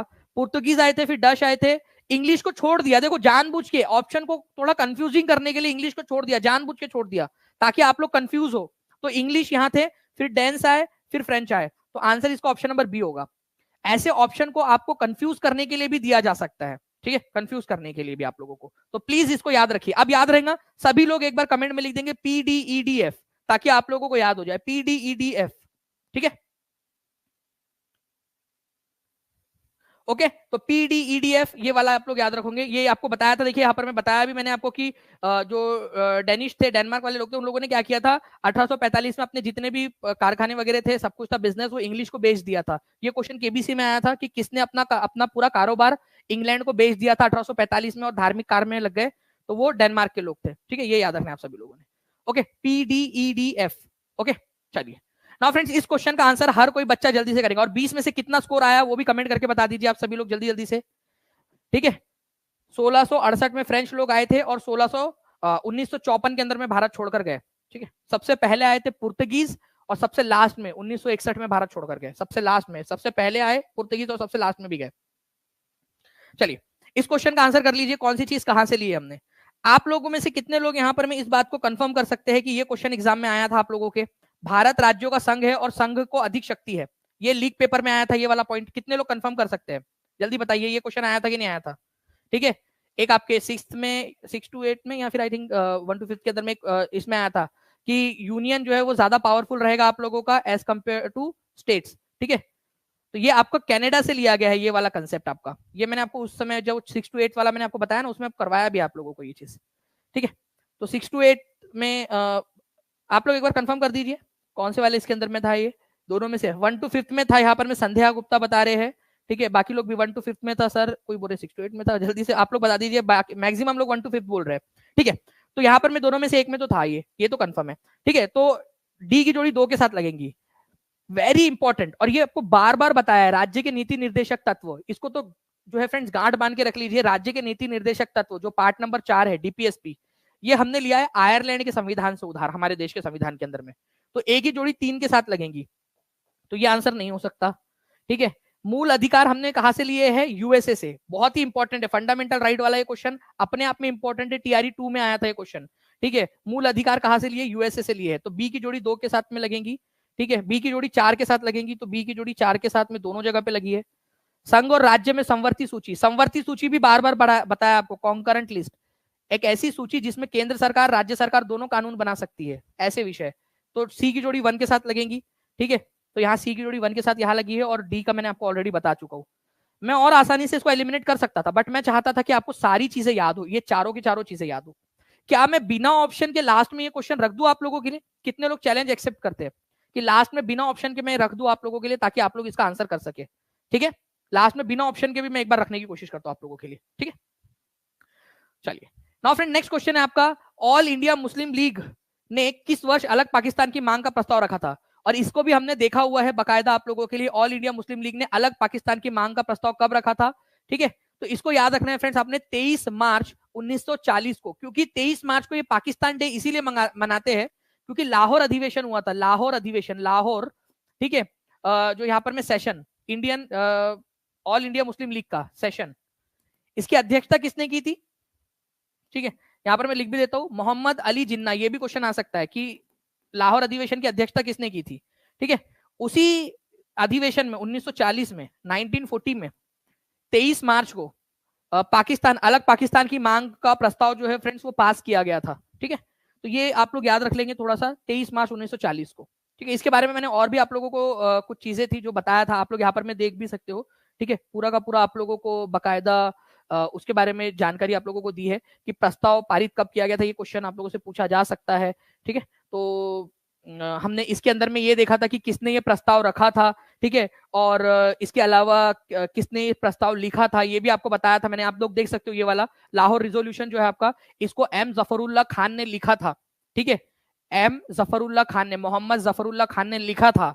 इसको प्रेजेंट किसने किया था कि भाई प्रस्तुत करता हूं मैं इसको, वो किया था ए के फजलुल हक ने, जो कि उस समय में बंगाल सूबे के, ठीक है, प्रीमियर थे, प्रधानमंत्री उस समय, क्योंकि प्रीमियर वाला कंसेप्ट था उस समय में, जो चीफ मिनिस्टर जैसे बोलते हैं ना उस समय में प्रीमियर बोलते थे, तो बंगाल सूबे के प्रीमियर थे ये, तो ए के फजलुल हक, उन्होंने इसको प्रस्तुत किया था। ठीक है, चलिए नाउ फ्रेंड्स अगर ऐसा कुछ क्वेश्चन आ जाए आप लोगों से, तो अब आंसर क्या करोगे आप लोग, जल्दी से आप लोग कमेंट करके बताइए, क्योंकि ये आप लोगों के लिए इंपॉर्टेंट है, लाहौर प्रस्ताव किस वर्ष पारित किया गया था। ठीक है, ये क्वेश्चन आप लोग आंसर करेंगे जल्दी से, जल्दी जल्दी से बता दीजिए आप सभी लोग, ताकि आप लोग जो है इसको, इस क्वेश्चन को कर सके अच्छे से। बहुत बढ़िया,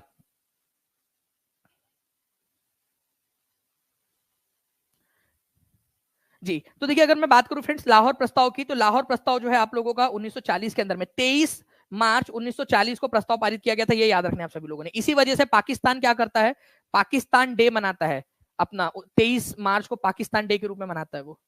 मुजफ्फरपुर बम कांड जो कि 1908 में हुआ था, अब देखिए ये वाला क्वेश्चन एग्जाम में आया था आप लोगों का। ठीक है, मुजफ्फरपुर कांड वाला है ना, वो क्वेश्चन मैं आप लोगों को दिखा दूंगा कि कब हुआ था मुजफ्फरपुर बम कांड, वो क्वेश्चन आया था। मैं आपको आंसर नहीं देने बोलूंगा, बट आप लोगों को से बस आंसर पूछ लूंगा। तो 1908 में होता, क्वेश्चन से आंसर कैसे निकाला जा सकता है, एक नंबर यहां भी मिल सकता है। कौन इससे रिलेटेड थे, सावरकर नहीं थे, खुदीराम बोस और प्रफुल्ल चाकी, इन्होंने जो है फ्रेंड्स किंग्सफोर्ड नाम के जो अधिकारी थे उन पर बम फेंका था। तो आंसर आप लोगों का यहाँ पर में मोर than one of the above हो जाएगा। तो प्लीज इसको याद रखेंगे आप लोग, मोर than one of the above, D is the correct answer. कितने लोगों ने सही आंसर दिया है?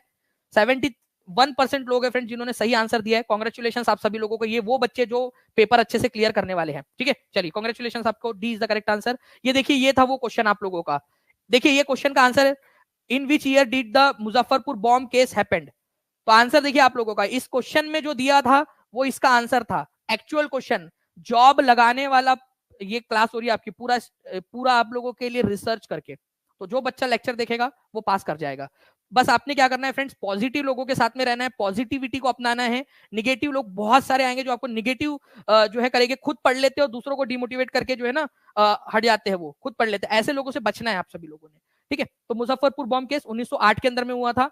ठीक है, खुदीराम बोस और प्रफुल्ल चाकी। अच्छा, इनमें से किसको फांसी दी गई थी, ये भी क्वेश्चन आ सकता है। प्रफुल्ल चाकी या खुदीराम बोस, एक ने आत्महत्या कर ली थी और एक को फांसी दे दी गई थी। आप लोग बताइए कि किसको फांसी दी गई थी और किसने आत्महत्या कर ली थी, है ना। एक लेवल हम लोग आगे बढ़ते, अभी एक लेवल और आगे बढ़ेंगे हम लोग। तो आप लोगों ने याद रखना है फ्रेंड्स कि दोनों ने बम फेंका था।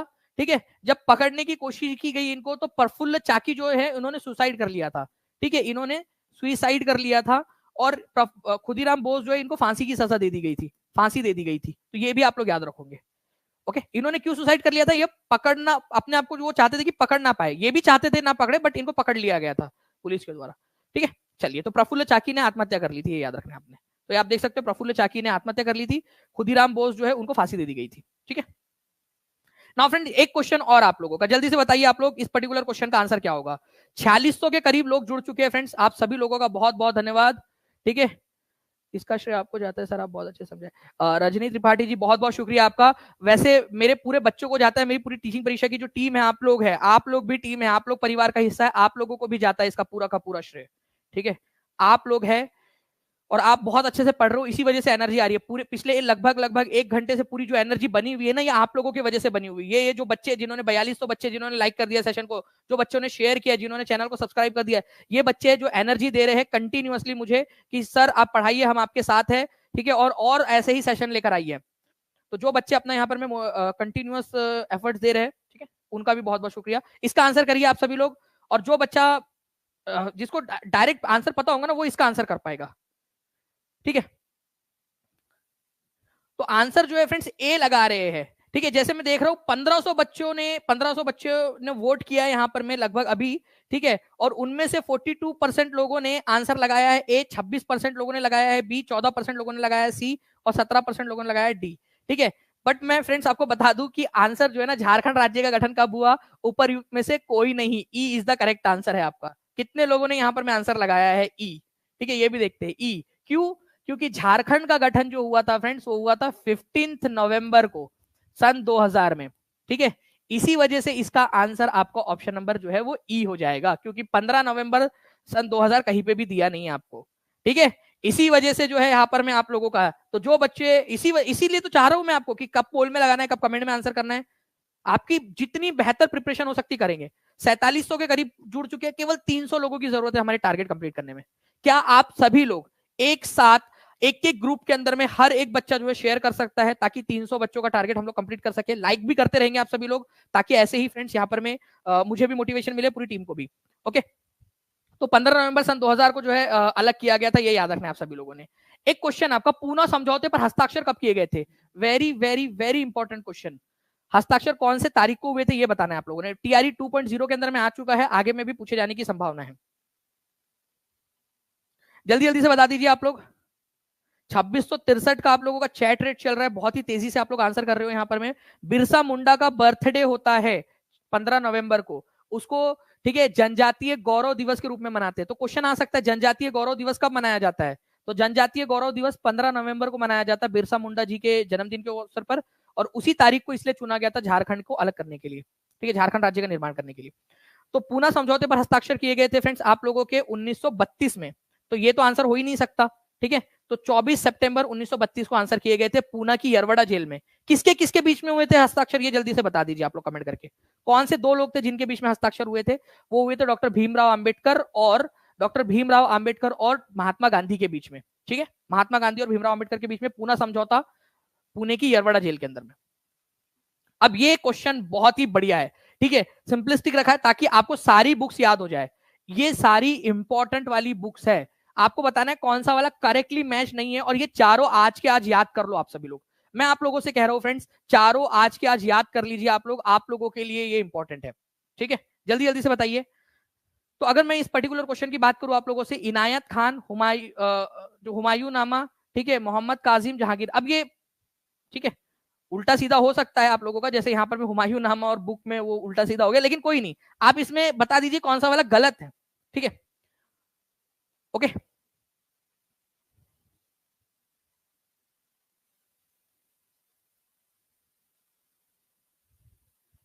देखिए फ्रेंड्स, अगर मैं बात करूं इनायत खान, ठीक है, इन्होंने शाहजहां नामा लिखी है, और ये अपने आप में बहुत ही इंपॉर्टेंट वाली बुक है, बहुत ही इंपॉर्टेंट है इनायत खान, ठीक है। हुमायूं नामा लिखी है गुलबदन बेगम ने, ये उल्टा हो गया था, कोई बात नहीं, आप टेंशन ना लीजिए, ठीक है।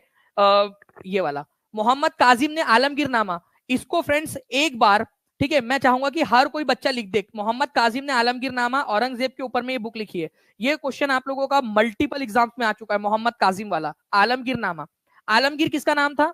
आलमगीर जो है फ्रेंड्स औरंगजेब का नाम था, ये याद रखना है, औरंगजेब का। काफी सारे बच्चे इसको स्किप कर जाते हैं, तो प्लीज इसको याद रखिए, आलमगीर नामा। जहांगीर, ठीक है, बहार आजम नहीं, ठीक है, जहांगीर ने जो है फ्रेंड जहांगीर नामा लिखी थी, जहांगीर नामा, ठीक है, ये याद रखना है आप लोगों ने। जहांगीर आई, तुजू के जहांगीरी जिसको कहते हो आप लोग, पूरी की पूरी बुक आपको दिखा देता हूँ। तुजू के बाबूरी बाबर ने लिखी थी। हुमायूं नामा, हुमायूं की जो बहन थी गुलबदन बेगम, उसने लिखी थी। तुजू के जहांगीरी लिखी है जहांगीर ने। शाहजहां नामा इनायत खान ने। शाहजहां नामा, शाहजहां का इतिहास, शाहजहां नामा इनायत खान ने। आलमगीर नामा मोहम्मद काजिम ने। ये एक एक क्वेश्चन आप लोगों को फ्रेंड्स, आप लोगों को आगे बढ़ाएगा, आप लोगों को जो है बहुत सारे लोगों से आगे बढ़ा देगा। केवल 200 लोगों की जरूरत है फ्रेंड्स यहाँ पर में हम लोगों को जल्दी से हमारे जो है जो 5000 का टारगेट है हमारा उस तक पहुंचने में, तो जल्दी जल्दी से लाइक एंड शेयर कर देंगे आप सभी लोग। तो आलमगीर नामा, शाहजहां नामा, तुजू के जहांगीरी जहांगीर ने, गुलबदन बेगम ने। हुमायूं नामा किसने लिखा है आप लोग लिख दीजिए। हुमायूं नामा उनकी कौन थी? बहन थी वो, ठीक है, सिस्टर थी। चलिए, स्टेलेक्टाइट और स्टेलेगमाइट इंपॉर्टेंट है, इंपॉर्टेंट प्रीवियस ईयर क्वेश्चन है आप लोगों का। स्टेलेक्टाइट और स्टेलेगमाइट, बताइए जल्दी से, ये किसकी किसकी वजह से बनता है? 28वें नंबर का क्वेश्चन है, आप लोग बताओगे। स्टेलेक्टाइट और स्टेलेगमाइट किसकी वजह से बनता है? देखिए, स्टेलेक्टाइट जो होता है ना आप लोगों का फ्रेंड्स, ठीक है, ये सीलिंग से लटकता हुआ यहाँ पर में इस तरीके से लटक रहा है, पानी टपक रहा था, जम गया यहाँ पर में भाई हाई, ठीक है, वो है वो आपका, ठीक है, पानी जो है जम गया, मिनरल्स वगैरह होते हैं उस पानी के अंदर में, ठीक है, वो जम गया। तो जो अंडरग्राउंड भूमिगत जल होता है ना, वो टिप टिप बरसा पानी, पानी ने आग नहीं लगाई, पानी ने स्टेलेक्टाइट बनाया, ठीक है, और टिप टिप बरसा पानी, टिप टिप बरसते बरसते वो स्टेलेगमाइट भी बना देता है। अब कैसे होता है ध्यान से समझना आप लोग। देखो, ये यहाँ से टपक रहा था पानी, टप टप जम गया यहाँ पर में, ठीक है, वो जम गया ऊपर में, ऐसी नोकीली जो है वो धारदार वो बना दिया उसने गुफाओं के अंदर में, पानी की वजह से होता है। और कुछ पानी टपक गया होगा तो वो टप टप टप एक के ऊपर एक जमा होते जाता है, वो जम जाता है पानी, ठीक है, इस तरीके से ये बना देता है, ठीक है, स्टेलेक्टाइट इसको कहते हैं आप लोग। ओके, ये ऊपर वाले को स्टेलेक्टाइट कहते हैं और नीचे वाले को कहते हैं स्टेलेगमाइट। ओके, तो स्टेलेक्टाइट और स्टेलेगमाइट ये क्या होती है? गुफाओं के अंदर में बनती है, भूमिगत जो गुफाएं होती है उनके अंदर में बनती है, और अंडरग्राउंड वाटर की वजह से बनती है, ये भूमिगत जल के द्वारा बनती है, इंपॉर्टेंट है। तो प्लीज इसको याद रख लीजिए आप सभी लोग, ताकि आप लोगों को हमेशा हमेशा के लिए याद रह जाए यहाँ पर में, ठीक है। चलिए, भूमिगत जो गुफाएं वगैरह होती है ना उनके अंदर में पाया जाता है ये आपका स्टेलेक्टाइट और स्टेलेगमाइट। नाउ फ्रेंड्स, 29वें नंबर का क्वेश्चन आपका, भारतीय संविधान की चौथी अनुसूची निम्नलिखित में से किससे संबंधित है? अब देखिए, चौथी, पांचवी, छठवीं, सातवीं सभी याद होनी चाहिए, और आपको टीचिंग परीक्षा के यूट्यूब चैनल पर सारी की सारी अनुसूचियां याद करवाया है, और पेड कोर्स में पूरा एक स्पेशल लेक्चर है आप लोगों का अलग से उसके अंदर में अनुसूचियों के ऊपर में, ठीक है। आपका इंपॉर्टेंट कंसेप्ट ऑफ पॉलिटी करके एक पूरा लेक्चर था, आई थिंक शायद 2 घंटे का या 3 घंटे का लेक्चर था, वो पूरा का पूरा उसके अंदर में आपको करवाया है मैंने, उसमें सारे के सारे पार्ट्स और ये तो आपका, ठीक है, राज्यसभा में कितनी सीटें रहेगी, ठीक है, राज्यसभा में कितनी सीटें रहेगी अलग अलग राज्यों की, ये आप लोगों का दिया हुआ है आपके, ठीक है, चौथी अनुसूची में। अच्छा चलो, चौथी अनुसूची के अनुसार, चौथी अनुसूची के अनुसार बिहार में राज्यसभा की कितनी सीटें? बिहार में राज्यसभा की कितनी सीटें? और ये चौथी अनुसूची के अनुसार है, आंसर है आप लोगों का, बताएंगे जल्दी से। चौथी अनुसूची के अनुसार बिहार में राज्यसभा की कितनी सीटें हैं? तो बिहार के अंदर में राज्यसभा की है फ्रेंड्स आप लोगों की 16 सीटें, ठीक है। अच्छा, यूपी की कितनी सीटें हैं जिसमें सबसे ज्यादा सीटें आप लोगों की? अरे कुछ लोग 40 जो लगा रहे हैं ना वो लोकसभा की लगा दे रहे, मैं राज्यसभा की पूछ रहा हूँ। आप लोग बताइए यूपी में कितनी सीटें हैं, यूपी के अंदर में, ये भी आप लोग बता देंगे। और मैं आपको बता दूं एस्टेट के एक शिफ्ट के अंदर में यूपी और बिहार का डिफरेंस पूछा था, वो आप लोग बता दोगे, यूपी और बिहार का। तो यहाँ पर में 31 है, बताइए दोनों के बीच का डिफरेंस कितना है। ठीक है, चलिए 80 जो बोल रहे हैं वो लोकसभा वाला बता रहे हैं, मैं आपसे राज्यसभा का पूछ रहा हूँ, क्योंकि चौथी अनुसूची में अलग अलग राज्यों में कितनी राज्यसभा की सीटें हैं उनका विवरण दिया गया है आप लोगों का। ठीक है, चलिए तो B is the correct answer. Okay, चलिए तो पहली अनुसूची में क्या है, दूसरी में क्या है, पूरा आपको दिया गया। पहली अनुसूची में राज्य और केंद्र शासित प्रदेश जो है भारत के, उनके नाम और उनकी सीमाएं दी गई है। दूसरी में वेतन भत्ते पेंशन, किसको कितना पैसा मिलेगा वो दिया गया है। तीसरी में शपथ, अगर आप राष्ट्रपति बनोगे तो क्या शपथ लोगे, अगर आप सांसद बनोगे तो क्या शपथ लोगे वो। और चौथी अनुसूची जो है आप लोगों की, इसमें दिया है राज्यसभा की सीटों का आवंटन। पांचवी और छठवीं, ध्यान से समझना, पांचवी अनुसूची पूछा था कि नहीं पूछा था एग्जाम के अंदर में आप लोगों से। पांचवी अनुसूची में दिया है अनुसूचित जनजाति जो है उनका प्रशासन। अनुसूचित जनजाति जो है, जहां जहां अनुसूचित जनजाति रहती है, आदिवासी लोग रहते हैं, उनका प्रशासन कैसे चलेगा। और जो छठवीं अनुसूची है वो भी अनुसूचित जनजाति से रिलेटेड है, लेकिन उसमें स्पेशली आसाम, मेघालय, त्रिपुरा और मिजोरम की जो अनुसूचित जनजाति है वो आती है। ये पूरे देश भर के जो अलग अलग 10 राज्यों के अंदर में दिया गया है ना अनुसूचित जनजाति क्षेत्र, उनके प्रशासन की बात करता है कि उनको अलग थोड़ा स्पेशल प्रोविजन दिया जाएगा।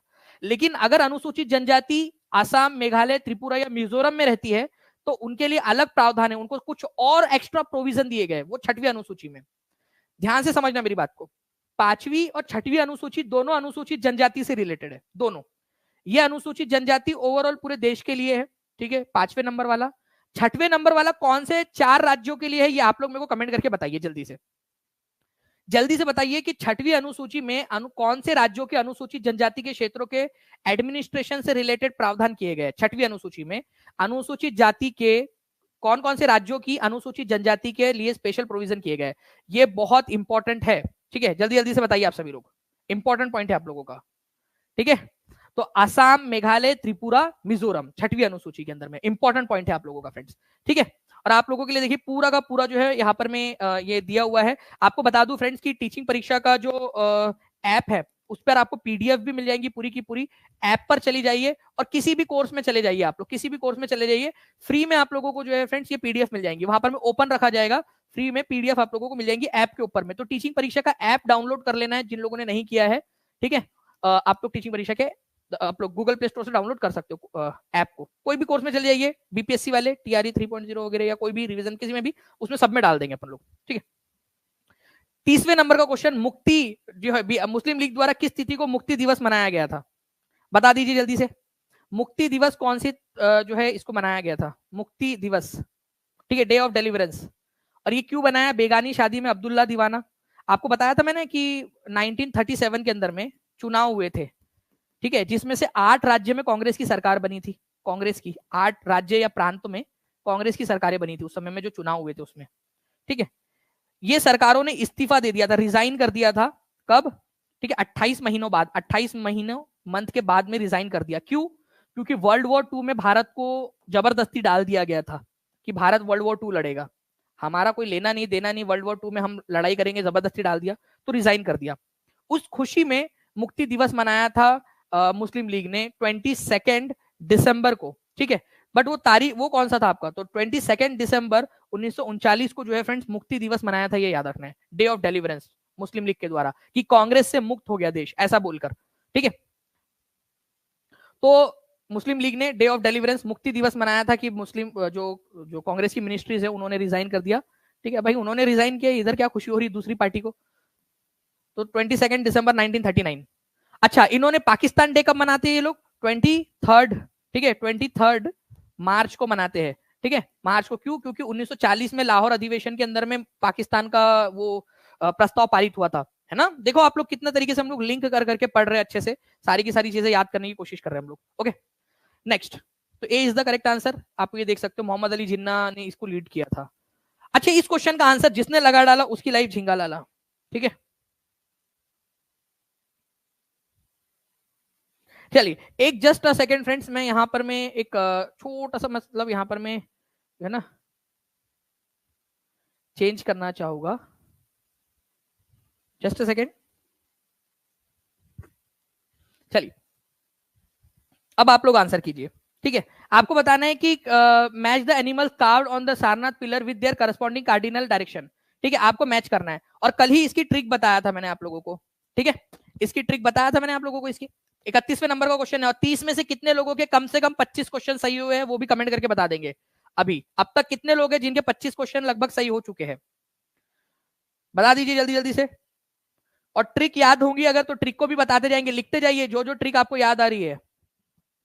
और जैसे मैं यहां पर मैं देख रहा हूं, यहां पर मैं ओके कंटिन्यूअसली लोग आंसर कर रहे हैं फ्रेंड्स, और पहली बार ऐसा हो रहा है कि 90% से ज्यादा लोगों का यहाँ पर में सही आंसर अब तक आया है। होपफुली आगे में भी सही आंसर आएगा। है 90% से ज्यादा याद हो गया है मतलब आपको, ठीक है। पश्चिम के देश जो है वो घोड़े की रफ्तार से दौड़ रहे हैं, तो हमने याद किया था कि पश्चिम की तरफ में घोड़ा देख रहा है, ऐसा याद कर लिया था हमने, बनाया ट्रिक, ठीक है। ठीक है, ईस्ट जो है वो हमको बैल समझते, ईस्टर्न लोगों को, हम पूरब में रहते हैं ना, पूरब साइड में हम लोग, तो हमको बुल समझते, बैल समझते, लोग सांड समझते, बट है नहीं हम लोग, तो ईस्ट की तरफ में बुल देख रहा है। साउथ में लायन पाए जाते हैं तो लायन, ठीक है, और साउथ में जो है एलिफेंट पाए जाते हैं सबसे ज्यादा, तो एलिफेंट साउथ की तरफ में देख रहे हैं। और नॉर्थ इंडिया वाले लोग अपने आप को लायन समझते हैं, तो शेर, ठीक है। तो आंसर इसका ऑप्शन नंबर ए हो जाएगा, ठीक है, 31वें नंबर का। और फ्रेंड्स यहाँ पर मैं अब तक जो आंसर आए हैं उसके अनुसार लगभग लगभग जो है क्लोज टू 90% जो लोग हैं फ्रेंड्स, 88% से ज्यादा लोग जो है उन्होंने सही आंसर किया है। जिन्होंने भी सही आंसर किया हाथ ऊपर कर देंगे, और अब ट्रिक याद हो गई, अब कभी भूलेंगे नहीं, वो बता देंगे मुझे कमेंट करके कि सर अब कभी नहीं भूलेंगे ये ट्रिक, ठीक है। तो ए इज द करेक्ट आंसर। आप देख सकते हो सारनाथ स्तंभ में 4 जानवर 4 अलग अलग दिशाओं में देख रहे हैं, ठीक है, और 4 दिशाएं कौन कौन सी है ये भी हम लोगों ने देख लिया है यहाँ पर में। ओके, चलिए नेक्स्ट क्वेश्चन फ्रेंड्स, एक बहुत ही इंपॉर्टेंट वाला question, very very very important question. जल्दी बताइए आप लोग इसका आंसर क्या होगा। भारतीय सर्वेक्षण विभाग, सर्वे ऑफ इंडिया का हेडक्वार्टर कहां पर में है, ठीक है। और मैं आप लोगों को बता दूं फ्रेंड्स कि ये आप लोगों को ऑलरेडी ये आपका आया था कि भारतीय सर्वेक्षण विभाग जो है, सर्वे ऑफ इंडिया की स्थापना कब की गई थी, स्थापना स्थापना वर्ष पूछा था आप लोगों से, ठीक है।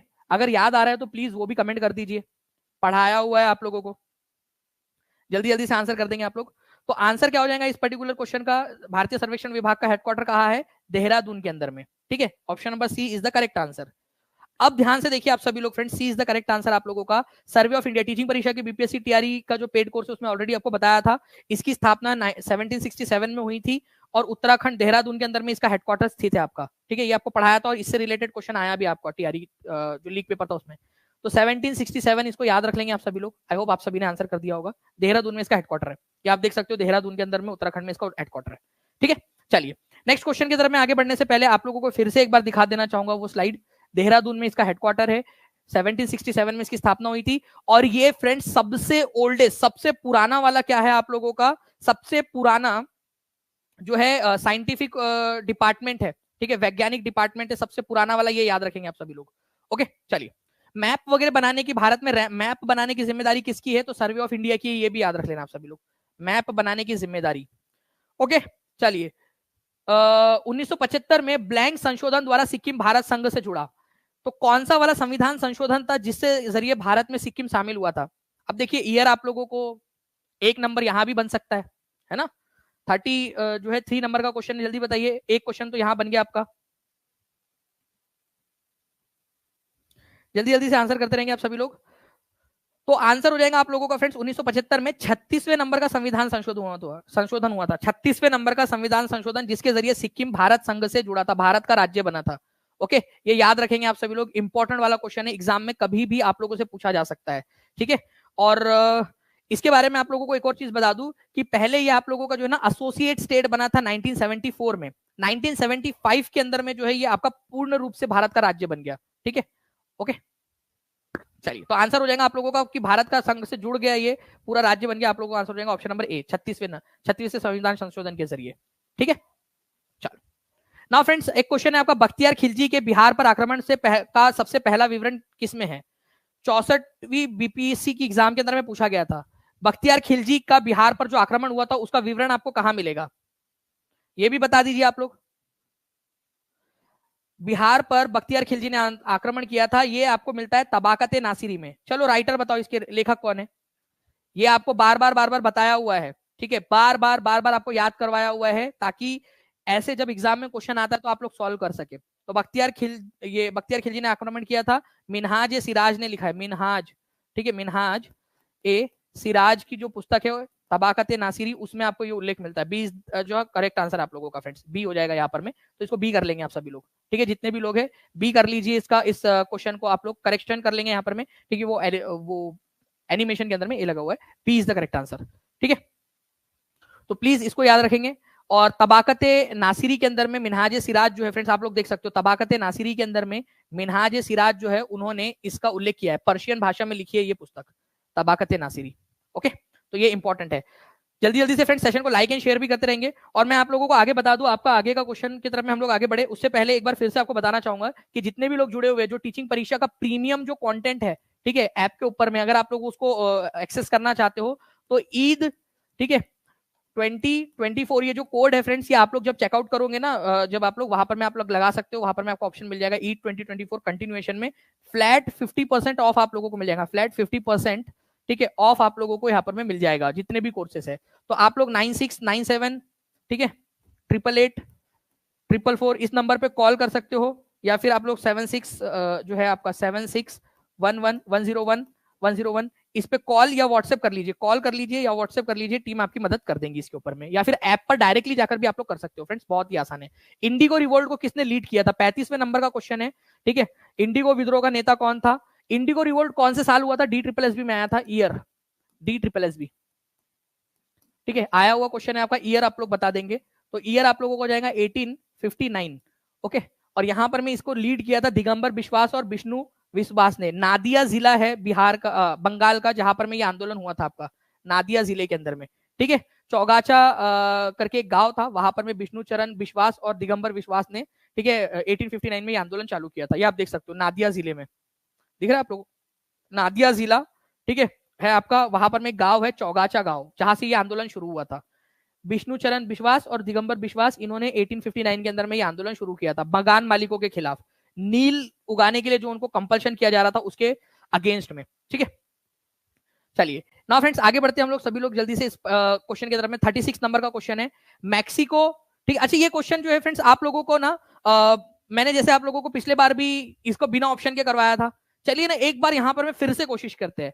अगर आपने सारे ऑप्शन सही लगाए तो एक नंबर अपने खाते में गिन लेना, मंजूर है। कुछ तूफानी करते हैं, कुछ बड़ा करते हैं यहां पर में, ठीक है, ताकि एग्जाम वाला क्वेश्चन पेपर आपको आसान लगे। ओके चलिए बताइए, Mexico, Brazil, Malaysia, Venezuela, central Africa, Vietnam, कहां पर में क्या बोला जाता है। और सारे ऑप्शन आप लोग सही लगाओगे तभी एक नंबर अपने गिनना। वन की जोड़ी, ठीक है, मैं लिखते जाता हूं, आप लोग मेरे साथ में लिखते जाइए। वन की जोड़ी किसके साथ में लगेंगी, ठीक है, मैक्सिको या सेंट्रल अमेरिका में इसको मिल्पा कहा जाता है, मिल्पा, ठीक है, मिल्पा। अगर सही है तो आप कर लीजिए, नहीं तो अदरवाइज अपने आपको करेक्शन करते जाइए आप लोग, ताकि आपको याद हो जाए। ई के साथ में लगेंगे, ऐसा लिख देता हूं ना मैं आप लोगों का, ई के साथ में, ठीक है। ब्राजील में रोका कहा जाता है, तो 2 की जोड़ी सी के साथ लगेंगी आप लोगों की। मलेशिया और इंडोनेशिया में लदांग कहा जाता है, तो 3 की जोड़ी जो है वो बी के साथ लगेंगी आप लोगों की, ठीक है। वेनेजुएला में इसको कोनुको कहा जाता है, ठीक है, तो 4 की जोड़ी जो है वो डी के साथ में लगेंगी, वेनेजुएला कोनुको, ठीक है। सेंट्रल अफ्रीका में इसको मासोले या मासोल कहा जाता है, तो 5 की जोड़ी मध्य अफ्रीका के अंदर में, ठीक है, एक के साथ में लगेंगे, मासोल या फिर मासोले, जो भी आप लोग इसको प्रोनाउंसिएट करना चाहो, ठीक है। और छठवा जो है आपका वियतनाम, वियतनाम में इसको कहा जाता है रे, तो एफ के साथ लगेंगी। कितने लोगों ने सही लगाया है यहां पर, मैं जल्दी से बता दीजिए, और नहीं भी किया है, ठीक है, जो गलत हुआ होगा आप लोगों का उसको आप कमेंट में लिख दो एक बार, ताकि आपको अब अगले बार से याद हो जाए, ठीक है। आप लोगों के लिए ही, आपकी भलाई के लिए बोल रहा हूँ फ्रेंड्स, जो अपने चाहता है ना कि उसको याद रहे एग्जाम में, ठीक है, तो इस तरीके से आप लोग कर लीजिए एक्टिविटी। ओके, जिन लोगों का सही था वो हाथ ऊपर करके बता देंगे, और बाकी जो है फ्रेंड्स आप लोग यहाँ पर में इसको देख लीजिए आप सभी लोग, ठीक है, बहुत बढ़िया, बढ़िया तरीके से आप लोग पढ़ रहे हो फ्रेंड्स। और ऐसे पढ़ाने में ना मेरे को मजा आ रही है, मुझे लग रहा है कि और आप लोगों के लिए ऐसे बड़े बड़े सेशंस लेने चाहिए, ठीक है, और टेस्ट वगैरह भी आप लोगों के लिए जरूर लेंगे, ठीक है। आप लोग बहुत अच्छे से पढ़ रहे हो, तो आपके लिए पूरा का पूरा ये ऑलरेडी जो है फ्रेंड्स आपके ऐप के अंदर में डाल दिया गया है, आप लोग इसको प्लीज पढ़ सकते हो, वहां से भी पूरा आपके ऐप में डाल दिया गया है आप लोगों के, ठीक है, टीचिंग परीक्षा के ऐप के ऊपर में ये भी पूरी लिस्ट आपके लिए डाल दी गई है टीचिंग परीक्षा के ऐप में। 37वें नंबर का क्वेश्चन, बाल गंगाधर तिलक ने निम्नलिखित में से कौन सी पुस्तक लिखी है। Arctic home in the Vedas, the Orion, Gita Rahasya, जल्दी से बताइए आप सभी लोग, इस क्वेश्चन का आंसर क्या होगा।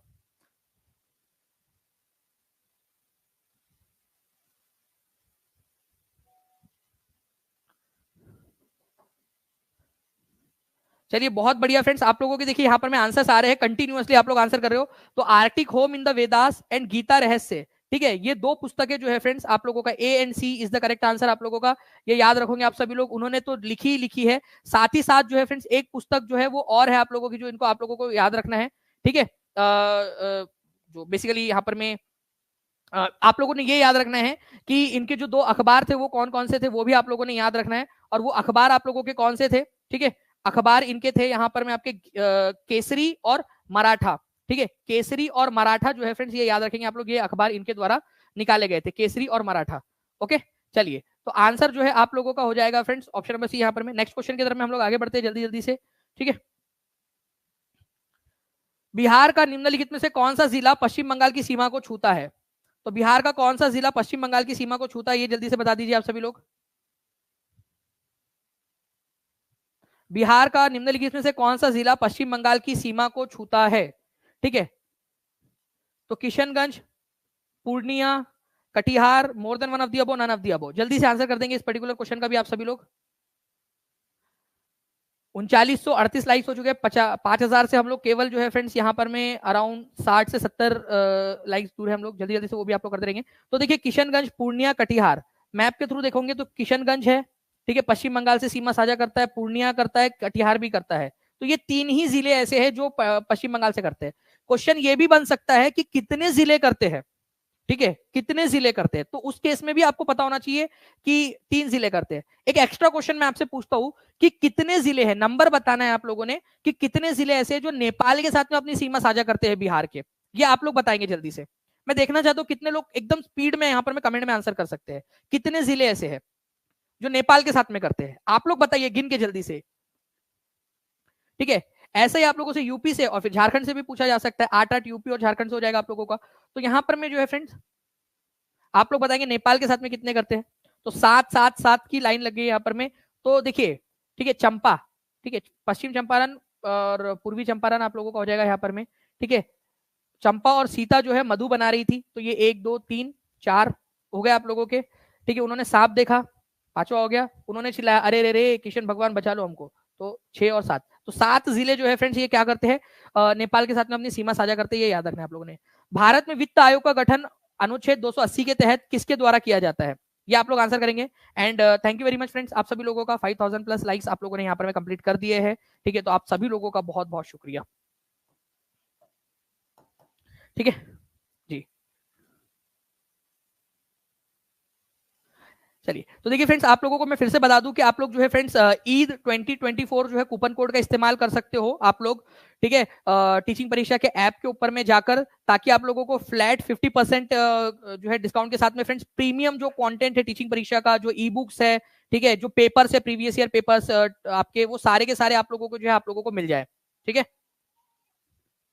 तो भारत में वित्त आयोग का गठन किस अनुच्छेद के द्वारा कौन करता है? Supreme court, parliament, president. तो कौन करता है फ्रेंड्स? आंसर सी लगा रहे 64% लोग, प्रेसिडेंट, राष्ट्रपति। कितने साल के लिए करते, चलो ये आंसर आप लोग कमेंट करके बता दीजिए, कितने सालों के लिए इनका किया जाता है गठन? तो वित्त आयोग का गठन 5 साल के लिए किया जाता है। ये 1 नंबर का क्वेश्चन आपका बनेगा, 1 नंबर यहां पर में। और अभी 16वां जो वित्त आयोग बना है, 16th फाइनेंस कमीशन, आप बताइए कि 16th फाइनेंस कमीशन का गठन जो किया गया उसके अध्यक्ष कौन है, ये आप लोग मुझे को कमेंट करके बताएंगे जल्दी जल्दी से। ठीक है, फटाफट फटाफट आप लोगों ने आंसर करना है। वेरी गुड, ओके, तो सी इज द करेक्ट आंसर। भारतीय संविधान का कौन सा अनुच्छेद अंतरराज्यीय परिषद की स्थापना का प्रावधान करता है? ठीक है, इंटर स्टेट काउंसिल, ये बता दीजिए जल्दी जल्दी से आप लोग। इंटर स्टेट काउंसिल का प्रावधान करता है, इंटर स्टेट काउंसिल, अंतरराज्यीय परिषद का। जी, कैसे कर सकते हैं आप लोग ऐप डाउनलोड, जो पूछ रहे हैं मैं आपको बता दूं कि सिंपल सा है। टीचिंग परीक्षा का ऐप आप लोग जो है गूगल प्ले स्टोर पे चले जाइए, वहां से आप डाउनलोड कर सकते हो। और टीचिंग परीक्षा का टेलीग्राम ग्रुप भी जरूर ज्वाइन कर लेना आप लोगों ने, ताकि वहां भी जो इन्फॉर्मेशन है वो आपको मिलती रहे। एक फॉर्म भी है नीचे में, ठीक है, वो भी आप लोग एक्सेस कर सकते हो, वहां से भी आप लोगों को मिल जाएगा।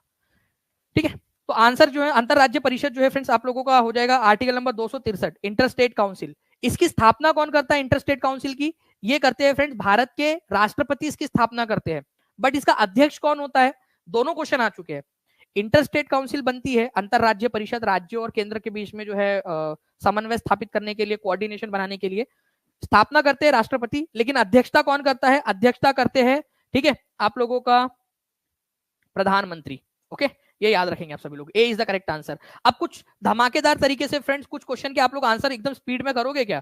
ठीक है, एक क्वेश्चन मैं आप लोगों के लिए रिवीजन के तौर पर मैं आप लोगों से करवाना चाहूंगा यहाँ पर मैं, ठीक है? तो आप लोग प्लीज जल्दी जल्दी से मेरे को बता दीजिए यहाँ पर मैं कुछ क्वेश्चन रिवीजन के तौर पर जल्दी से आप लोग जो है इसका लगाइए कि किसकी जोड़ी किसके साथ में लगेंगी, और 40 में से कितना स्कोर आया वो भी बता देंगे आप लोग मुझे, ठीक है?